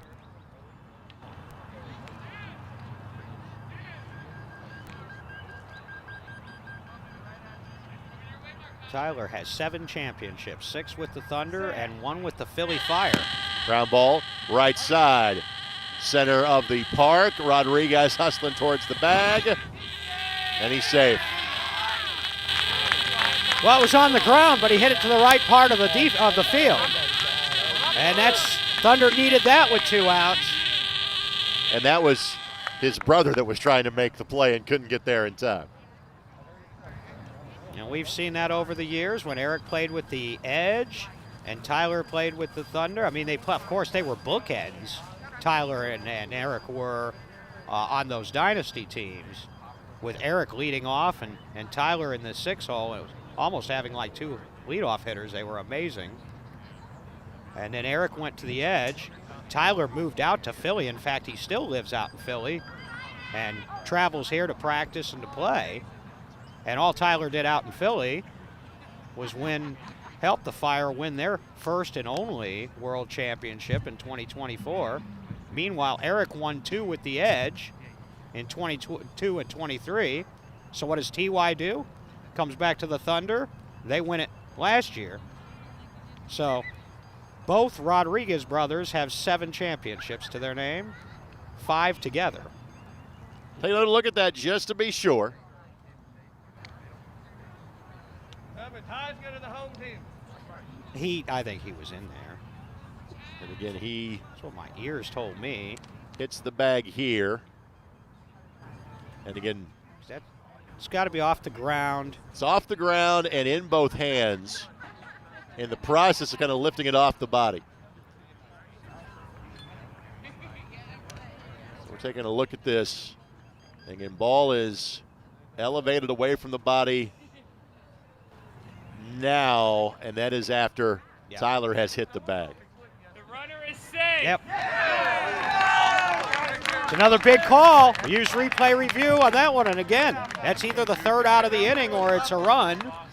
Eric and Tyler can talk about that one later. I love instant replay. So embarrassing. So here's Lewis. Struck out his last time up.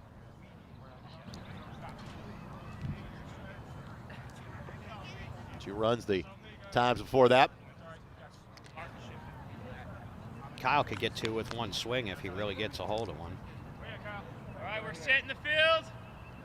We've not seen one of those today. Didn't see one in our game yesterday. Play. There was 1 hit, but it was on another field. Set. Ready. Hit. Lifts this one, left side, and that's in foul territory. Ends up on the bounce, hitting the runner. That means it's in play, right? That was kind of a miss hit. Kyle's a lefty. I was hit by a pitch. Can I take my base?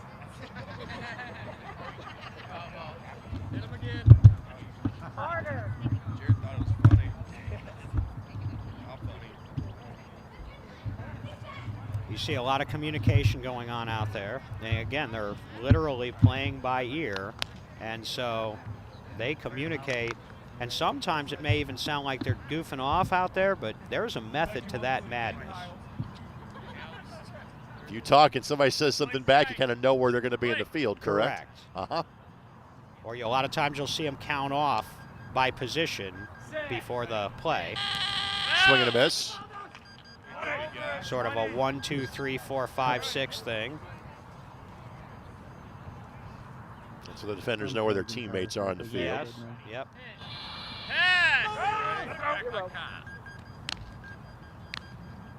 So there's the pass. Well, maybe not. Swing and a miss. Lewis down to a final strike. Not as much contact for the Thunder early in at-bats. That's why you haven't, another reason you haven't seen him run that hurry up. Foul ball left side.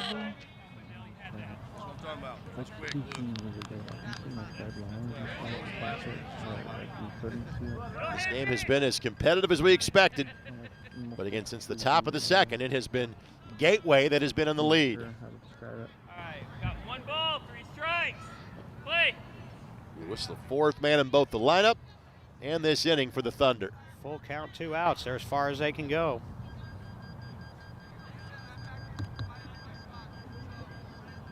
does. Swing and a miss, and the inning comes to an end. And you could hear a little sigh from Jared. He knew we missed him. Yeah, a couple of smacks in the helmet that time too. So through 4 innings, our score: Gateway 13, Indy 10. Back to the championship game of the 2026 Love Tito's Beat Ball Bonanza when we come back on ISC. Ball here. Harris scores. With 19 seconds. Fake players, big boy. I'm telling you right now, that's awesome. I love it. That's the finish. You get a layup taken and an and one.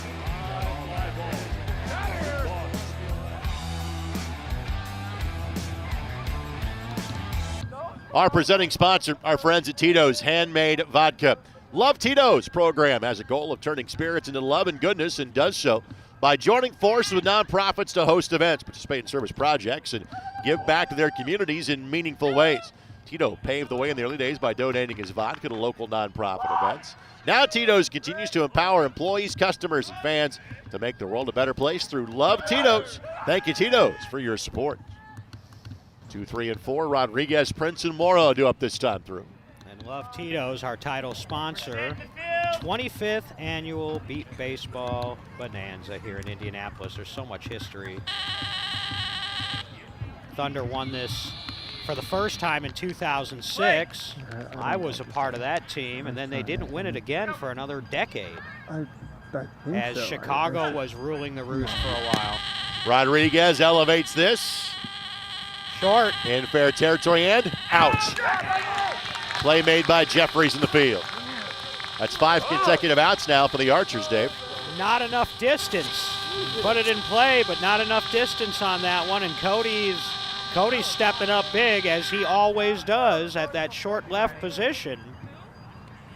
This game is really, it started out as a slugfest, and now here defenses are really starting to step up. It's what you would expect from two, teams of this caliber who have not seen each other in a while. They didn't play in the World Series last year. They passed like ships in the night.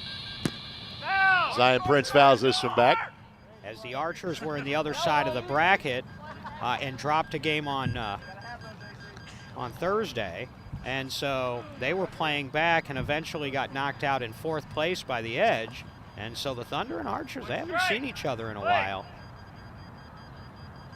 Prince is 3 for 4 today. And both teams coming in undefeated. Ground ball, left side. Past the short fielder, past Aaron C. Rodenbeck can't get there in time. He's safe.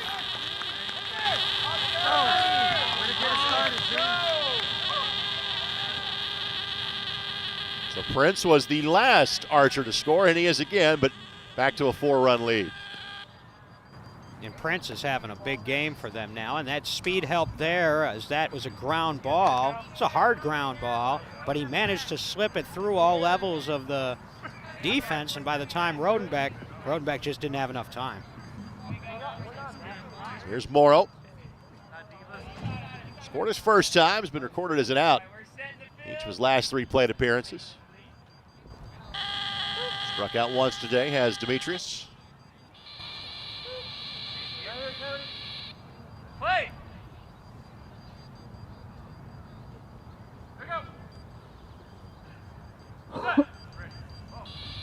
Ground ball, left side, in play. Lewis trying to line it up, and out. Kyle Lewis, you talked about him lining it up, and he's got that length, and he's been playing back there for most of his career. He's one of the best at it. That's a big out there. Well, now the Archers they're forcing the Thunder defense to make plays, but the Thunder defense are making plays. 2 out. Nathan Lawson out of the plate. If you don't mind, we are showing our typical shot from behind the pitcher, and you see Jason Frazier as the catcher for the Archers. He is very involved in beat ball as a sport, and especially in Gateway. Tell us about Jason Frazier. Absolutely, and he hasn't been around that long. I first met Jason Frazier in around 2021, And in the 5 years, not only have they built out this archers program into one of the more competitive teams in the sport, but they've hosted 2 World Series. The last 2 years we were in the St. Louis area. And Lost. Jason Frazier and Mind's Eye, they were a big part of that.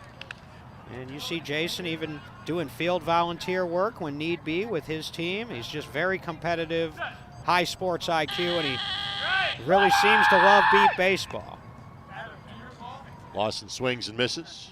Lawson 1 for 4 today.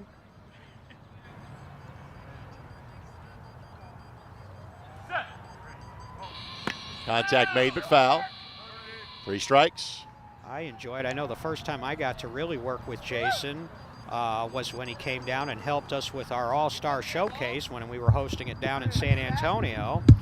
I thought he was just coming down to sort of learn the ropes and all of that, but when I needed a play-by-play partner, he stepped up, and we called several of those games, and they were phenomenal. You got the best pitchers, the best players, top umpires playing in games a week, and now it's morphed into a 4-team mini tournament where they select based on merit, draft them into 4 teams, and it's moved out to Virginia, and Jason, big part of that too. Lawson, left side elevated, in fair territory, and safe. It's a big run. Big run for a player who's a really good player, but sort of more of a role player than a regular starter. Lawson chipping in, get that 5-run lead back. Just tucked it into fair territory. Cody Jeffries was trying to track it down, but Lawson gets to the bag in time. Really need to retire Crussell here. I mean, no deficit is too big for the Thunder, but eventually you run out of outs to work with, and here we are in the top of the 5th. Archers by 5, and this is the 6th spot in the order. They haven't done well at retiring Crussell. Booker doing it. Well, I don't know if he was doing it. Throw in the woods, look. All right, here we go. All right. Play! So Crussell scored his first 3 times. Swings that and misses, struck out his last time, only time he's been retired. After no runs last inning, now 2 here in the top of the 5th for Gateway. Swings and misses. By the way, another shipment of beat balls has arrived, just in case needed. Elevated, left side, in fair territory, Jeffrey. And safe. Oh!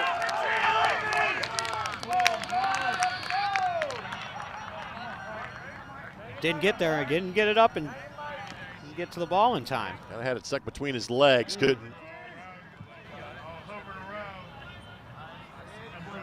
Now the rare time where you had 2 fielders, ball, and base runner all in the same general area.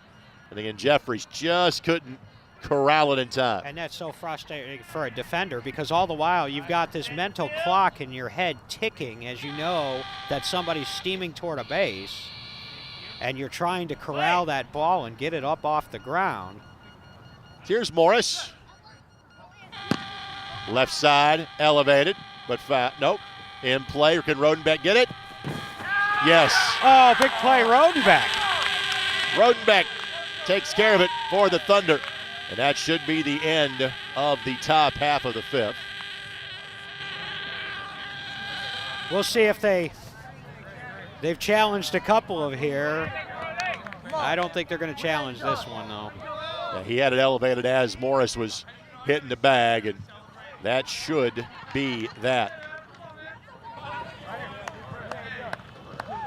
So 6 come to the plate in the inning. That is now a 6-run lead once again for the Archers at 16-10. Thank our friends at Kane & Abel, Orientation Mobility Services.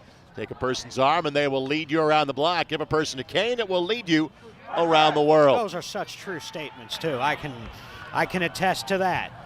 I don't mind walking around the block with holding an arm, but boy, if you really want to get around, you need the cane.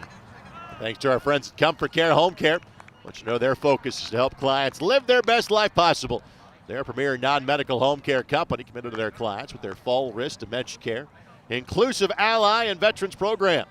Comfort Care South Indy office won the 2023 Franchise Office of the Year. They're a proud supporter of Team Indy Thunder.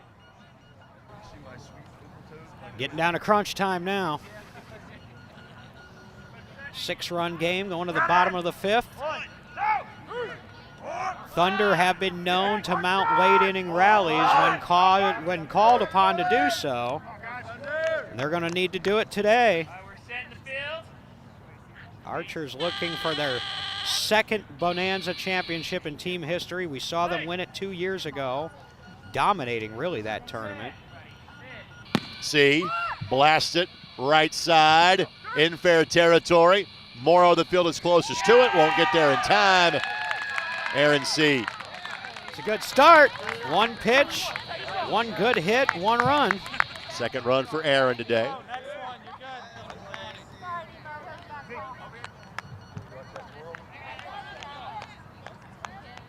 We saw this in the game that the one competitive game the Thunder played last year against the Edge at the World Series, where the Edge were leading for the majority of the game. The Thunder chipped away, surged ahead. Edge came back to take the lead, and then the Thunder won it on the walk-off by Dicus in the bottom of the 6th. So the question is, how many can the Thunder get this inning? And then if they do manage to pull a even or ahead, how many then will Gateway get back in the 6th? So fourth trip to the lineup here. Smith, 1 for 3 today. This statement is true for both teams. Production has been pretty equal up and down the lineup today. First pitch swinging, foul ball. 3 runs scored by Tyler Rodriguez. Leads the way for the Thunder. I would say if there's been one difference, it's been Richie Crussell out of the 6th spot for the Archers. Prince and Crussell each with 4 lead the way for Gateway.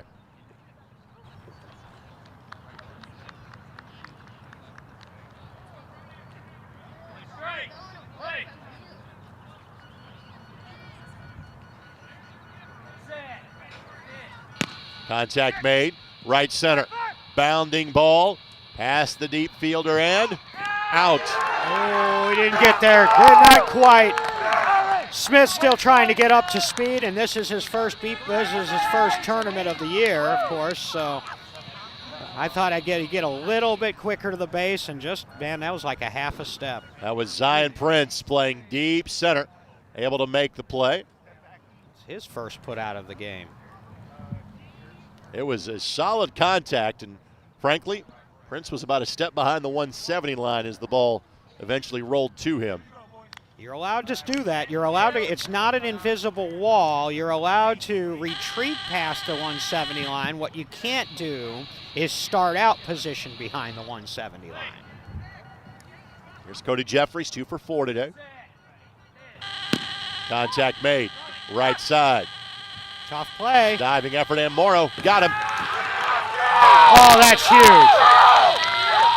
And the Archers are going nuts, and they should, because you've got now the back line, Prince and Morrow, making big plays here when the Archers need it most. You expect Morris and you expect Eric Rodriguez and Kyle Bora to make plays, but now if you can get those kind of clutch putouts from Prince and Morrow, and the Archers are in great position here now. I mean, those would be runs against most teams. Here's Dicus, 2 for 4, been retired his last 2 times up. And the same thing, Dave, we say about production in terms of fielders making plays, it would be the exact same. It's been everybody on both sides. Yep. And when you have teams of this caliber, that's what you got to have. That's why we've got a competitive game. If one team wasn't picking up the slack, and dare I say we might have a blowout. But they're getting balance, they're getting production from everybody. Ground ball, left side. Foot races on. Dicus, Morris, got him. Got him.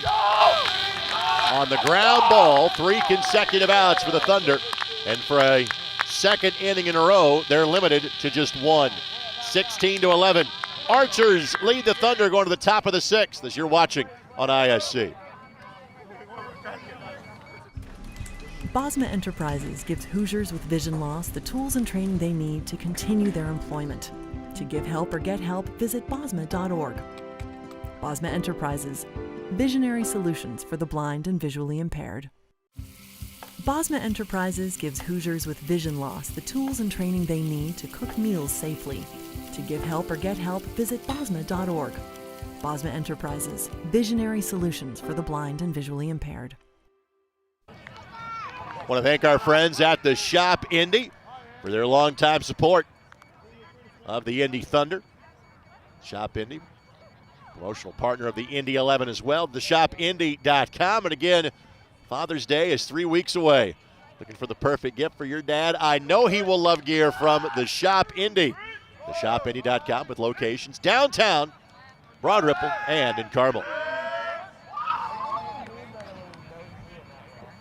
So Gateway has led from the top of the second inning on. We're in the top of the 6th now.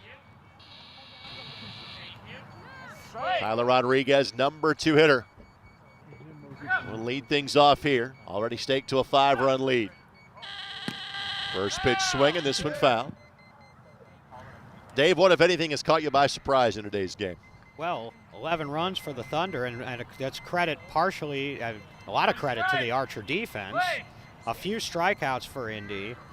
I'm not surprised that this is a competitive game. I'm not surprised that the Archers are winning. Ground ball, left side, fair ball, diving effort, and out. Jeffries makes the play. Saying this is where the Thunder defense wants to and is capable of returning the favor. I mean, 5 runs is nothing. If you're the Archers, you want to add on and make it as difficult as you can on Jared Woodard and the Thunder in the bottom of the 6th. So Zion Prince to the plate. Second consecutive at bat where Rodriguez has been retired by Jeffries. Prince having a huge game with those 4 runs and that big put out on David Smith way back at the 170 line last inning.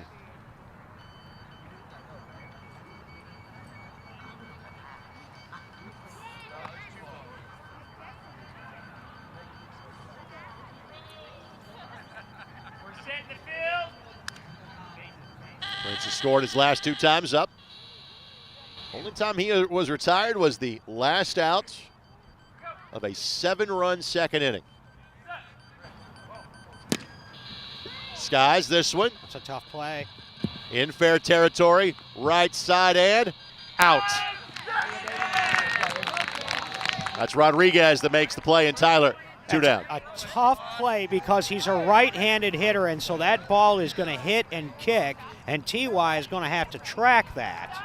That's a heck of a play by Tyler Rodriguez, who spent much of his career, especially with the Thunder, playing on the left side of that defense. Moved over to the right side, tandem with Casey Krause when he was in Philly, and they've kept him there when he came back to the Thunder to pair him with Cody Jeffries short. That's a nice play by Tyler. By the way, of the last 5 outs recorded by the Thunder, 4 different players have made those putouts. And that's what you have to have, and that means that the Archers are testing the Thunder defense, going to multiple positions on the field. Both teams right now are playing at an extremely high level as we come toward the end of this game. Demetrius Morrow made a huge out in the field last inning. Trying to avoid making it out here. He's been retired his last 4 times. Swings and misses. And they're really communicating now as, again, there's a reason for all that. Ground ball, left side. Jeffries all day. Knocks it down, but Lewis got it. Lewis able to pick it up.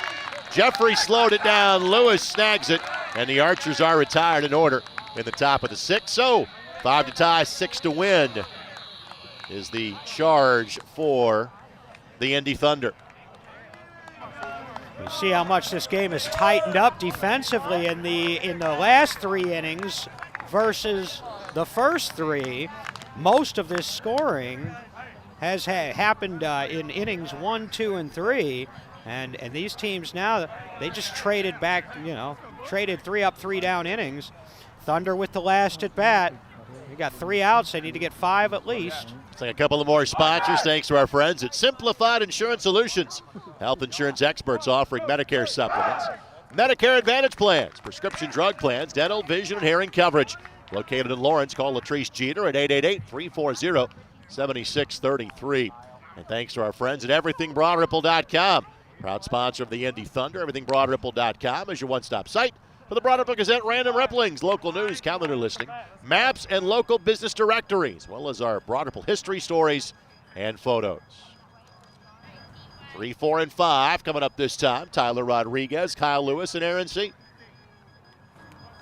The Thunder do have plenty of options if they want to bring somebody in for an at-bat. I don't know that they will because everybody in the lineup is hitting pretty well. But if you wanted to, David Smith has struggled a little bit. He got Joel Talby sitting over there. They've got some options. I think they probably wish that they had Zach Buehler and Justin Howland. Zach Buehler's playing in some high-level competitive goal ball right now, though, over in China. Rodriguez has scored his last 3 times, swings and misses. Dave, the winning streak for the Thunder is currently what? 29 games. And Archers were the last to knock them off. Hard hit, left side. Left fielder knocks it down and picks it up out. That's Crussell. So now Crussell.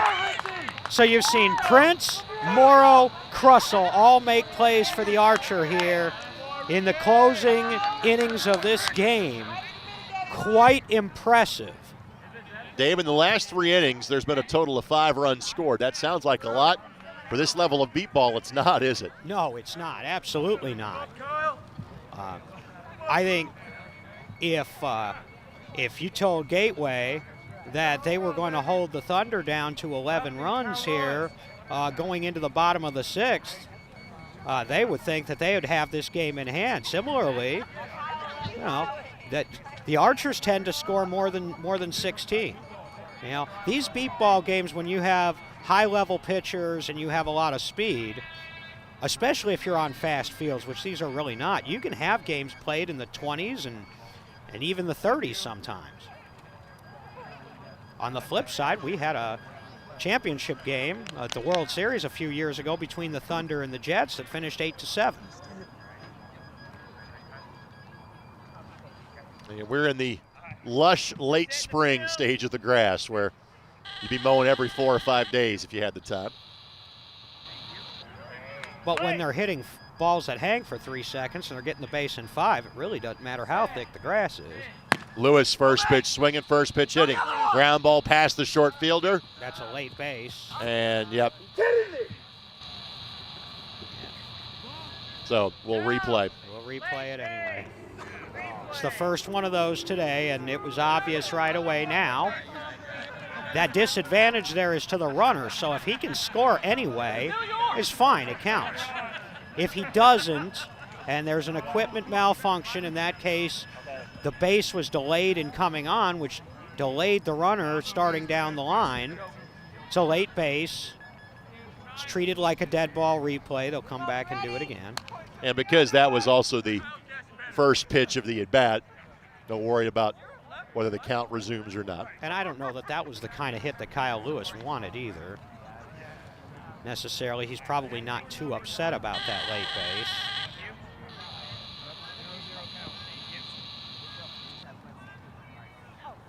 Archer's 2 outs away from what would be considered a mild upset.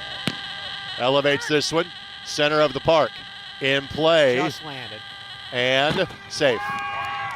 That's what Kyle Lewis does. High hard and catch me if you can.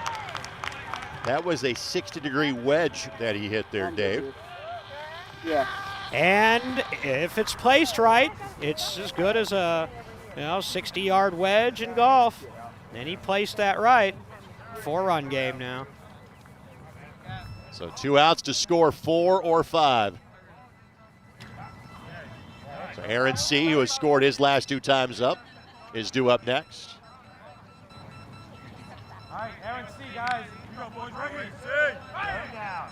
Oh, yeah, baby. Let's roll. Ready. All right, we're setting the field.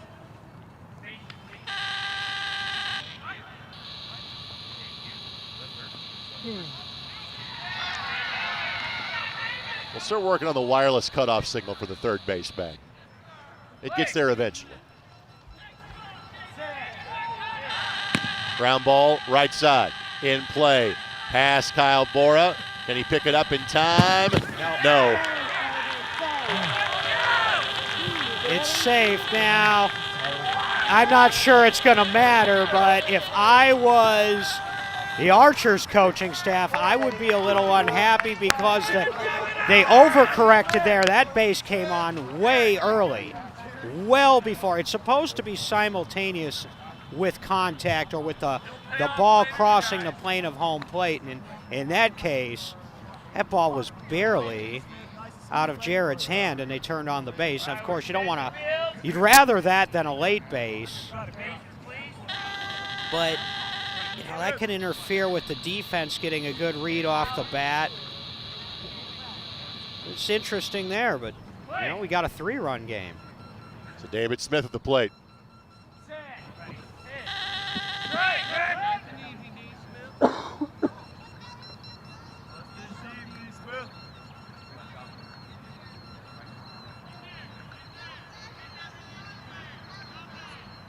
David 1 for 4 today. Elevated, contact, in play. Just landed. Center of the park and safe. Morris couldn't get there in time. Boy, it's tightening up now. You still got one out. Now you're up to the top of the Thunder lineup, and we got a 2-run game. This is as close as the Thunder have been in a while. The Thunder have never led today. They're down by 2. 2 outs to work with. And you got Jeffries with Dykes on deck. Most runs the Thunder have scored in an inning today is 4. That came back in the 3rd inning. All right, we're setting the field. Well, the last time the Thunder lost a competitive beat ball game, it was on a Mark Morris walk-off, and it was in front of a huge crowd in St. Louis. Let's see if they can return the favor here in Indy. Swing and a miss by Jeffries. Or if the Archers can hold on. Jeffries 2 for 5 today. And we haven't talked about the double play rule. If somebody catches one on the hop, this game's over. Ground ball, left side, in play. Jeffries listening to the bag, and he will be safe. Morris couldn't get there in time. Not quite. Speed on speed. 1-run game now. And you got Dykes and Tyler Rodriguez coming up. And all of a sudden now you're nervous on the Archer sidelines. Jeffrey scores for a 3rd time today. Dykes has been retired each of his last 3 times up. Thunder trying to make it a 30-game winning streak and make the 30th in dramatic fashion. Play.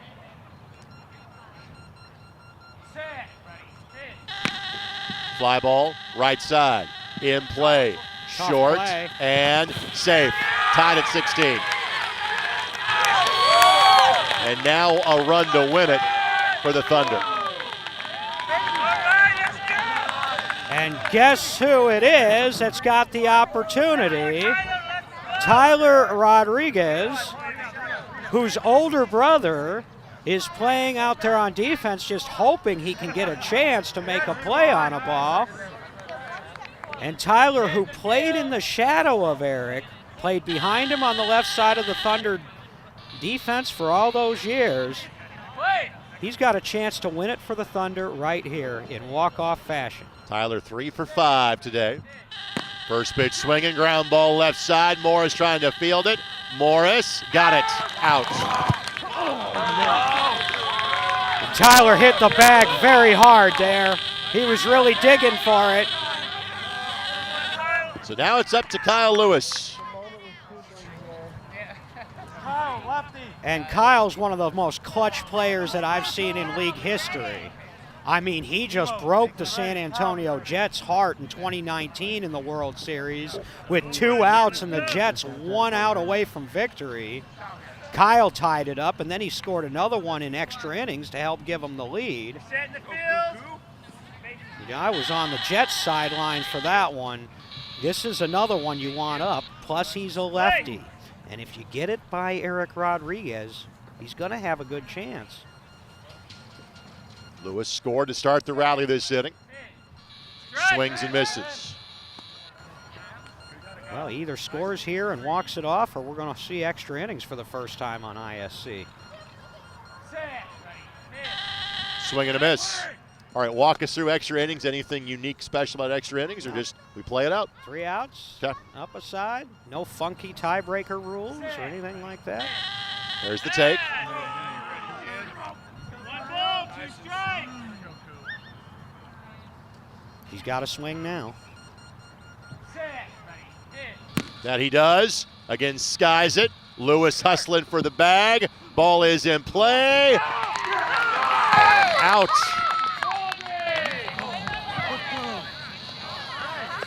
What's the call here? I believe the call was out. I think both sides at first thought that they had gotten the call, and I think you're right. He did call him out. Be interested to see how close that actually was. It sounded close. Albora makes the play, has the ball here, right as Lewis, right before he hits the bag. And we'll take a look.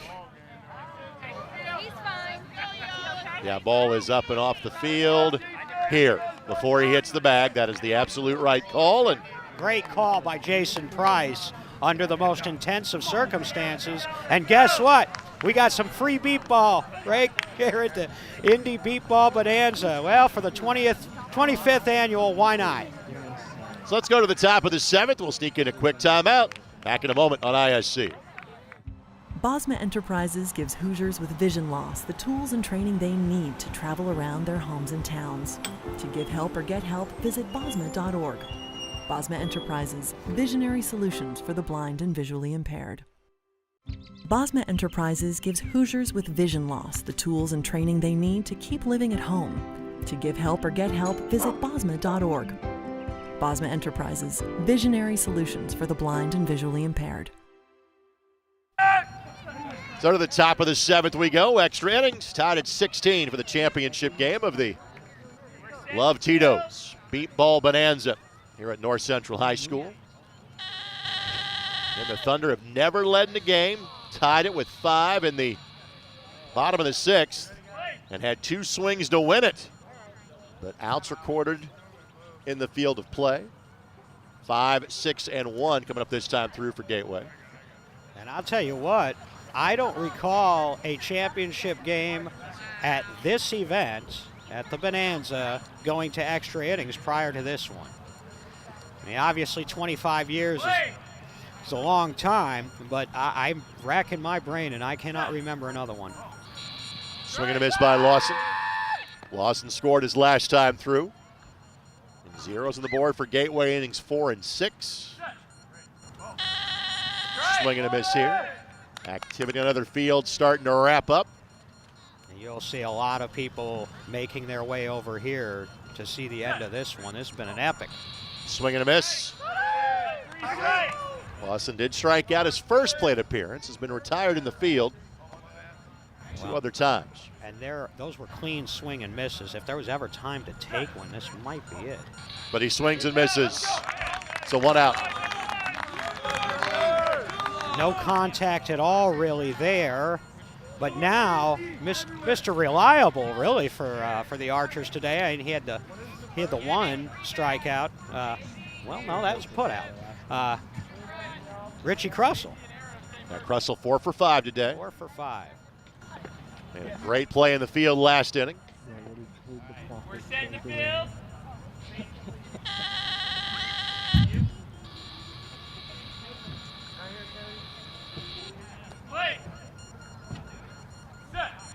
Sixth trip to the lineup for the Archers. Swing and a miss. Morris is due up next. We haven't seen any reserves in this game. Starters have gone the whole way for both teams. Russell swings and misses again. 2-strike count. Still no contact. Mike Curtis just relax and put it on their bat somewhere.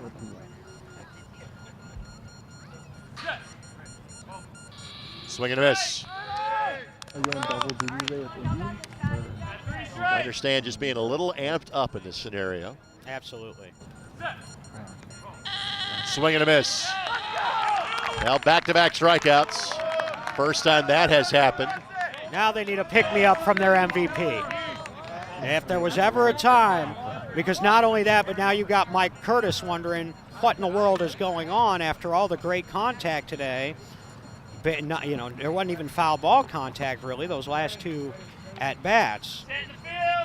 Back-to-back strikeouts at Gateway to start the game, at back-to-back Ks in the fourth. So 2 down. Morris just nicks that one.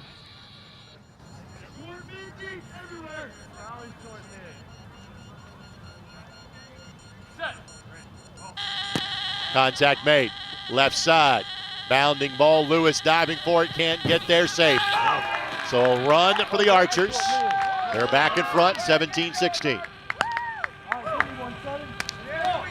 Fourth time that Morris has scored today. Kyle not quite able to get there. So there's one. And now Eric Rodriguez.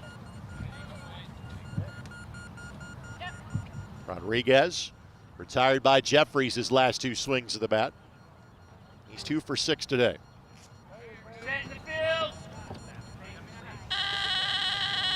And that's an accomplishment for the Thunder defense when you can hold a player of the caliber of Eric Rodriguez to 2 for 6. Hits this one high, left side, bounces past Rodenbeck. Can Rodenbeck get there in time? No.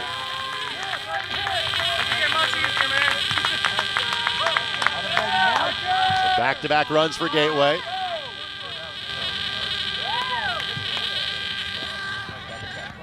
I think Eric loves pressure. I think he eats it for breakfast. He's been in enough of those situations, and he didn't waste any time delivering there. There was little chance for Rodenbeck on that play. So here's Prince. 2-run lead. I still wouldn't be satisfied if I were Gateway here. And Prince has had a hot hand today.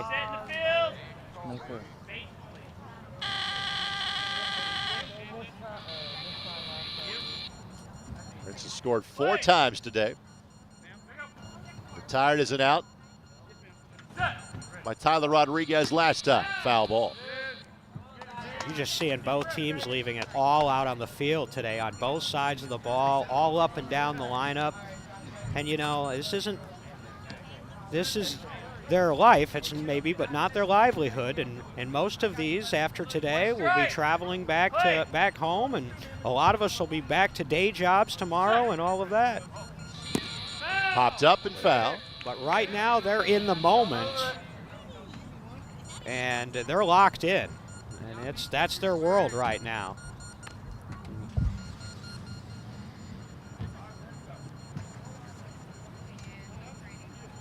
Prince taking a moment to reorientate and get lined back up. Some of the Indy Edge players checking out the action. 5th and 7th place games are done. Again popped up. So the only other game taking place is the game on the field adjacent to this one. That's the 3rd place game. Correct, between the Renegades and the Philly Fire. Yep. And they'll see each other a couple more times at the Beast of the East. And challenge one another for that tournament. They're seem pretty evenly matched this year. The rare take there.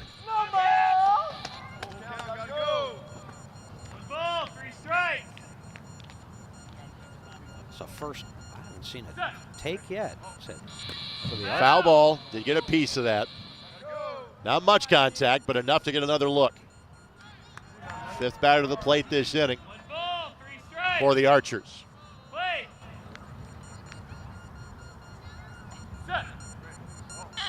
Swing and a miss, but Gateway gets 2. 2 to tie, 3 to win for the Indy Thunder as we head to the bottom of the 7th. I want to thank our presenting sponsor, Tito's Handmade Vodka. Love Tito's. That's the program that has a goal of turning spirits into love and goodness, and does so by joining forces with nonprofits to host events, participate in service projects, and give back to their communities in meaningful ways. Tito paved the way in the early days by donating his vodka to local nonprofit events. Now Tito's continues to empower employees, customers, and fans to make the world a better place through Love Tito's. Thank you, Tito's, for your support. So 3 strikeouts at inning for Gateway, but again, they do get 2 runs. Now the task is very simple for the Thunder. 2 to tie, 3 to win it. C. Smith and Jeffries leads off the lineup. That's the benefit of being the home team. You go into this knowing what you need to do now. The Archers, that was another good news, bad news inning there. They scored 2 runs, but they struck out a few. And so here we go. First shot at it will be Aaron C. And C has scored each of his last 3 times to the plate. 1, 2, 3, 4, 5. And again, Dave talked about the call out of the numbers. So the other fielders know exactly where they are. The roll call, if you will, for Gateway.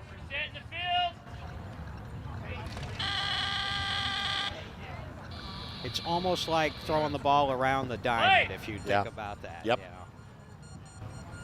Yeah. First pitch swinging, foul ball. Because there's a communication aspect, but that also lets them know, all right, we're together, we're ready, let's go. Ground ball, left side, in play. Morris, can he get there in time? Hops away from him, and C is going to score. Oh, Morris not clean as usual on that one. I wonder if it hit a part of his body or what happened there. And that would make, let's see, they're going to check and see if it's dead or not. Morris had a little trouble with it. It is dead. Dead ball, yep. So C's got to do it again. I had wondered what happened there because Mark Morris wasn't as clean as to be expected. And yes, he's human, but he sometimes pushes the bounds of what you would expect a human under a blindfold to be able to do when he makes plays, and he didn't make that one because he couldn't hear the ball. Or if he did, he heard it whooshing through the grass at the last minute. Now, you are allowed to make a play on the ball. I mean, if you hear it rolling through to you in the grass, dead ball disadvantages the defense. So if you pick it up in time, dead or not, it's an out. So Morris did good to still make a play on the ball, but the Archers' defense will get another chance. So again, we pick back up the at-bat, so a strike. Same count, yep. Still a pass. Left to take. Ground ball will not reach the 40-foot line. Strike 2. He needs to find the top of Aaron C's bat, and C doesn't do his damage on ground balls. And you've got Eric Rodriguez and Mark Morris up there. Not only 2 of the best now, but 2 of the best ever in this sport. Really need to get some air under this if you're Jared and you're Aaron C. He'll take the pass here. C out in the field in his first at bat, struck out in his second, has scored since then. Swings through that one, down to a final strike.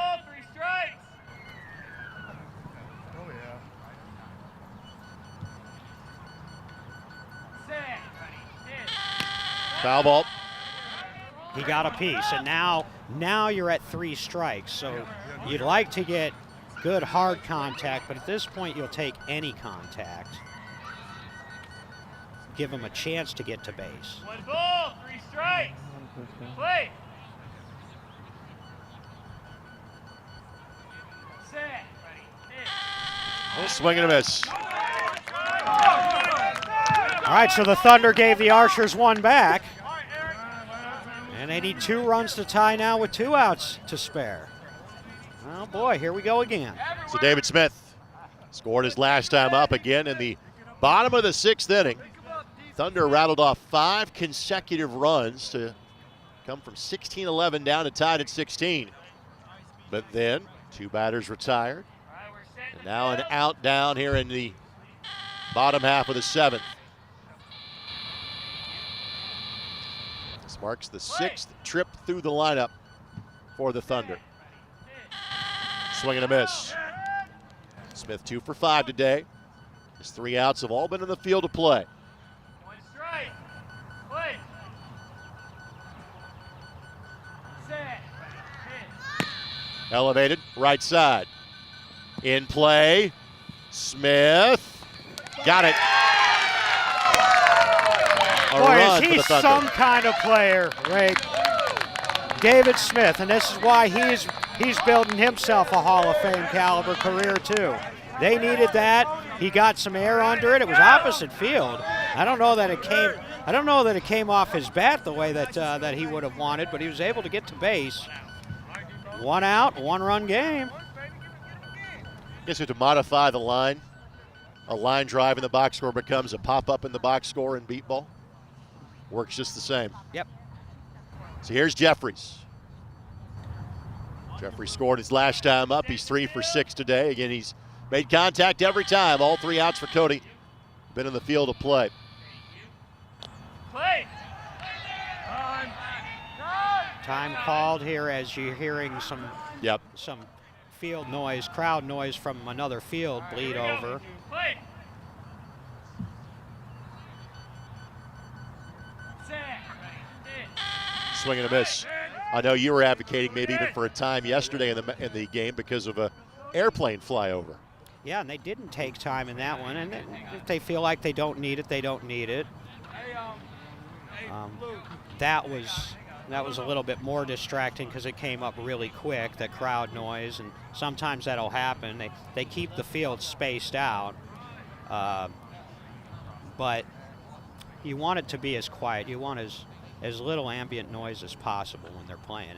North Central's great about that. I mean, we don't have a lot of the planes, trains, and automobiles that you hear sometimes at some of the other venues. Now, there was a lawnmower going for a little while yesterday around here, but it wasn't to the point where we couldn't work around it. Just letting some of the Chicago Comets players kind of clear some foot traffic. That's the reason for the momentary pause.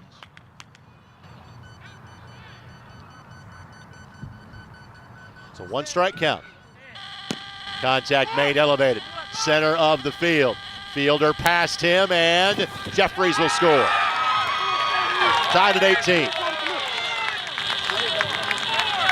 That was Prince, the fielder closest to it, but could not make the play. Well, we were here in the bottom of the 6th, tied at 16, and the Archers were able to get the last 2 outs of that inning. And they've got to get 2 outs here. And this time it's Dykes and Rodriguez. Dykes scored the tying run last inning. Now we'll try to score the winning run here and again. The Thunder have never led in this game. And the last time the Thunder had to win in a walk-off, it was Gerald Dykes that delivered it last year at the World Series in that win over the Edge. He is as fast, if not faster, than anyone on the field. Elevates this one, left side, base left side, not fair. Just shy of the 40-foot line. He got air under it. I mean, and that's the key.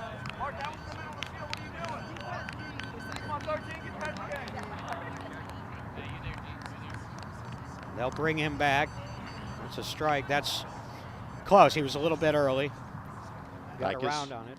Was retired. 3 successive at-bats in the middle of the game, but he has scored 3 times as well.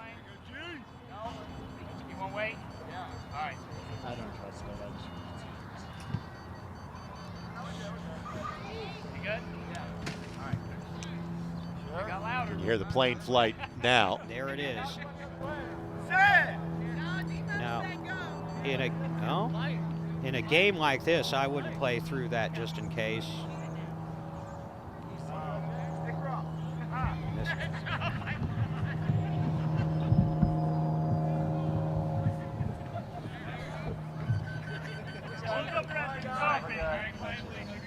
Now they'll go.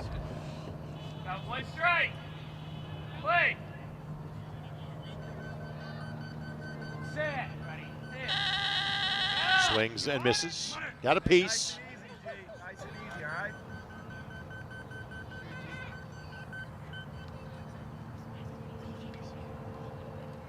Two strikes.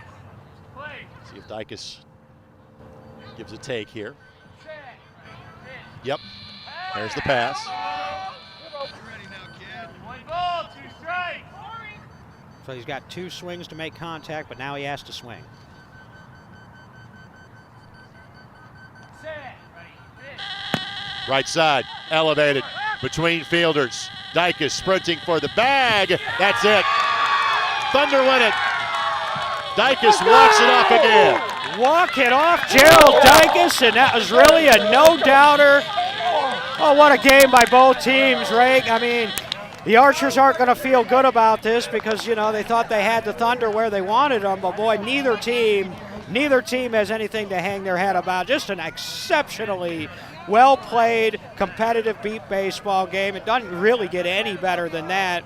You know, every time I see these two teams, it seems like we see classics, and this was another one. 30 in a row now for the Thunder, first loss of the season for the Gateway Archers. Kind of get the feeling these two teams will cross paths again at some point in time in August, don't you? I think this is a good preview for what we're going to see at the World Series this year in August. They're not the only two teams that are capable of winning a title, but they are the 2 favorites at this point, and they just showed you why. What a ball game. Handshake line is about to commence. Tremendous game between these two teams. Because of the length of our broadcast, we're probably going to go ahead and wrap things up momentarily. Dave, overall final thoughts on today's game and the weekend here in Indianapolis. Another excellent tournament, well run by the Indy Thunder organization and all of their partners and sponsors. The weather was beautiful, as it generally is at this time of year in Indianapolis. The Indy Thunder now have another Beatball Bonanza championship, and the other teams have something to build on as we go forward through the season, and we really appreciate ISC. Our pleasure and privilege to be here with you all weekend long from North Central High School. For Dave Benning and our entire ISC Sports Network crew, this is Greg Rakestraw. Goodbye from Indianapolis, and a classic, the Thunder in sprint-off fashion win this with 1918 on the ISC Sports Network.